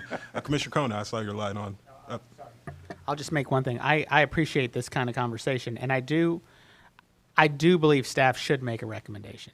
But I also think we can find whatever policy we want to make something consistent. So it would be nice if the staff recommendation said could be considered consistent with under these said policies. My professional opinion says it's inconsistent, but it's up to you now. I think that is a level of due diligence that I think would be helpful to this board. Good point. Good point. I'm going to go to Commissioner Linkus, and I'll come to you. I just wanted to kind of, as someone who is an AICP planner and trains planners, many of whom are staff in the jurisdictions that we work in, I think there's just a level of respect for the profession as custodians of the plan, and there is a role in the administrative process here that I think is really important. And so I think that we see in presentations, and I think it's a sign of a really good presentation when here's some things that the plan may be consistent with, here's some that it's inconsistent with, and then a balanced decision. So I think the staff does a wonderful job of kind of giving us the scope of materials to work with, but I think that there's a level of respect for the staff part of this process that really needs to be emphasized here. And I think our elected officials kind of often ask staff, how do you feel about this, or why did you interpret this? I think their ability to kind of be allowed to state an opinion based on their professional knowledge as staff members of this is really fundamental to why people are drawn to this profession and what people do. So as someone who is committed to this as a profession, I think that there's a level of professional respect we afford those. And I want to say I don't want to take away any respect from staff. That's why I keep repeating, staff would still be doing heavy lifting. We would still rely on staff. We would not be having to read and do comp plan stuff. Again, to me, it's a word. I get stuck on words. Recommendation. Staff's opinion is hugely important. They're the ones doing the work. They're taking it in. They're dealing with the applicant. But to me, it seems like their opinion is kind of stated in what policies they come up with to show without necessarily having to say staff's recommendation is. So it's that one word recommendation. I have the utmost respect for planners. You all know me. That staff's work, especially this agency staff's work, is exceptional, you know what I mean? So I saw recommendation. I was like, well, what is this other recommendation for? I'll say this isn't the first time we've discussed staff reports and recommendations. I haven't taken the extreme view of saying let's not have staff give a recommendation in the past, but we did ask for changes in terms of should we take the recommendation and bring up a synopsis higher up in the report, which Melissa and team did maybe 2 or 3 years ago. So if you think about the structure of the staff report, we used to have to dig 4 or 5, sometimes 10 pages down to figure out where staff's head was immediately. And so I think that was a change. And at that time, we also discussed, Commissioner Cardenas may remember this, I think that was the only one on the board, having staff put in the contrary view and outline under these provisions, you could find it inconsistent. Okay. We don't believe it's necessarily true, but I think Tracy had some feedback at the time. I don't want to put words in your mouth, so I'm not going to. And Melissa also had concerns with going down that road in terms of contradicting themselves in the staff report from a legal perspective and what could happen after. So I don't know if you guys want to lean in and discuss that a little bit. And just for the record, I said extreme because of the USA comment a few months ago. I just wanted to paint you in that picture. Well, it certainly does present a potential for a lot of legal problems if there's a challenge by the applicant on the process of how it was followed, and consistency between coming from one, who's doing what and when. It weeds out a certain amount of accusations that there's politics behind how that staff report was presented and what the recommendations of the professional staff were. And that's designed to protect the board and the agency as well. Not to say that you can't make a decision that's contrary. You have done that often. But it's a starting point for you.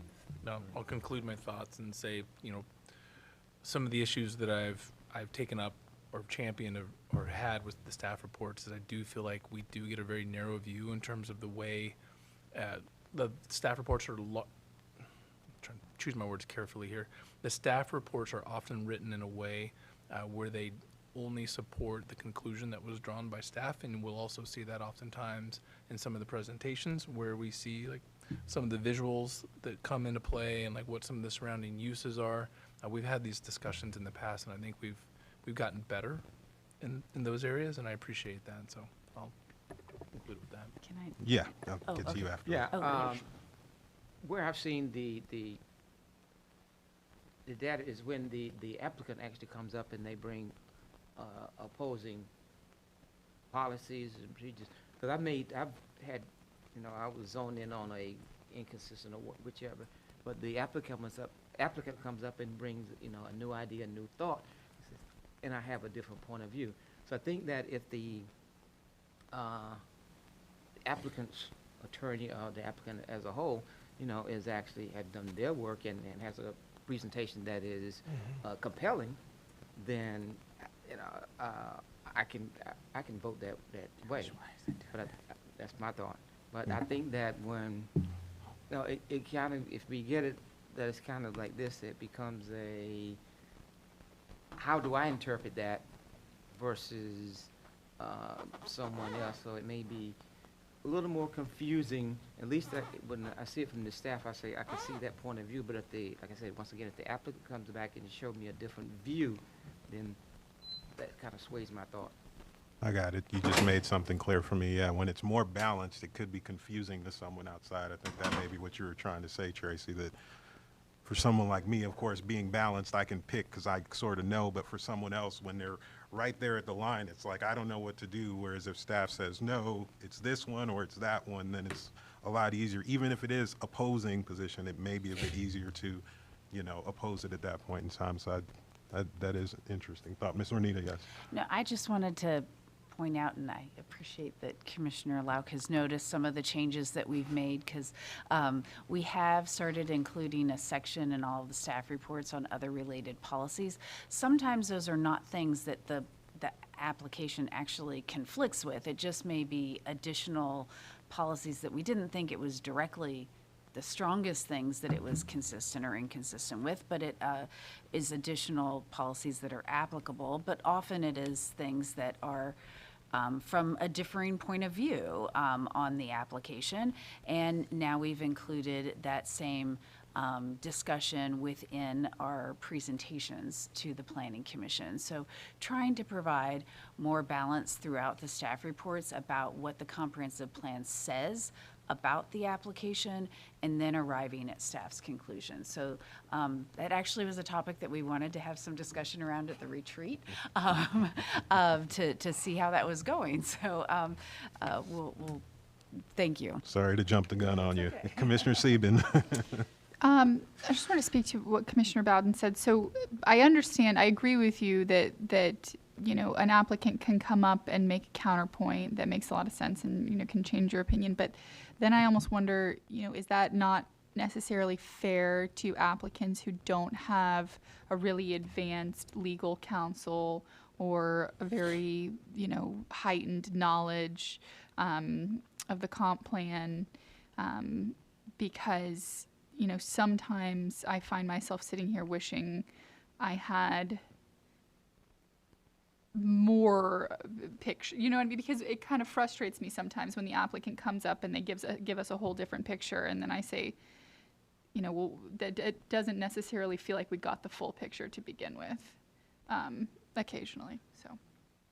Thank you. Are there any other thoughts and opinions? And I just want to say again, this is not, in my opinion, when I brought this up, and again, I want to say I don't have any action to take right now. I just wanted to discuss this, but it's not a diminution of staff in any way. For me, I'm very protective of this agency. Mr. Ornito will tell you, and all the things I do, and staff gets beat up just kind of like, you know, Commissioner Stevens just said, like, well, you're not being fair, or staff's not covering it the way we want it covered. And to me, I thought, well, if they don't have to make a recommendation, then that kind of takes them out of the crosshairs. But, you know, to Commissioner Bowden's point, I can see where not having that one side or the other can cause people a little bit of confusion, and they're not sure, you know, going forward. So there's a lot of different facets to this. Like I said, Tracy, definitely keep thinking on it, and we'll definitely keep talking about it. So Commissioner Seaman, yes. I didn't mean to beat you guys up. I think you do a fantastic job, just for the record. I appreciate all the work you do. All right. Were there any other thoughts and opinions on this? Again, there's nothing to be had here but discussion. It popped into my head and I wanted to bring it up. It's sort of a big issue that we bump into every now and then, and apparently was going to be discussed at the workshop. So, all right. With that, then I will close the comment on that one, and that's done. And next up, I will go to committee reports. Does anybody have any committee reports out there for us? I do have one quick one. We had a TPO board meeting in February. We had a new member come on, John King from Hart. We also did a tip amendment for Hart that drew some positive attention, $32 million grant to replace diesel buses with CNG, compressed natural gas models. So that's gone forward. There was a small bit of discussion around that, but it was a 16-0 vote that passed that one. We then looked at a traffic signal prioritization study. That there was a lot of discussion around. All the different jurisdictional members had a lot of different ideas on where they wanted the study to go next, but ultimately we approved the study. It was approved unanimously. We were supposed to get a presentation by Waymo, but that never happened. Hart also provided an update on its comprehensive operations analysis, looking at service changes planned for 2026 and outreach efforts to support those service changes. And last but not least, our chairman, Chairman Ross, told us about some allegations, which I forgot to ask our CAC member about, some allegations of sunshine law violations going on at the CAC board. Hopefully I presume our representative had no part in that. But okay, good, thank you. But we're going to get the full details on that in the meeting that's coming up this Wednesday to see how that shook out. Chairman Ross wasn't prepared to give us the full detail then, but did let us know that we were going to be getting filled in more on that at this coming meeting. So I will report back on that after this meeting. Any questions for me or thoughts? Not seeing any. Then no more committee reports? Nobody? All right, then that is it. And oh man, it's 5:30 already. What time are we going to come back? She smiles at me. 6. Yeah, I know. Everything's pushed. Okay, so we'll be back at 6 o'clock for our first public hearing, which is a short one, hopefully.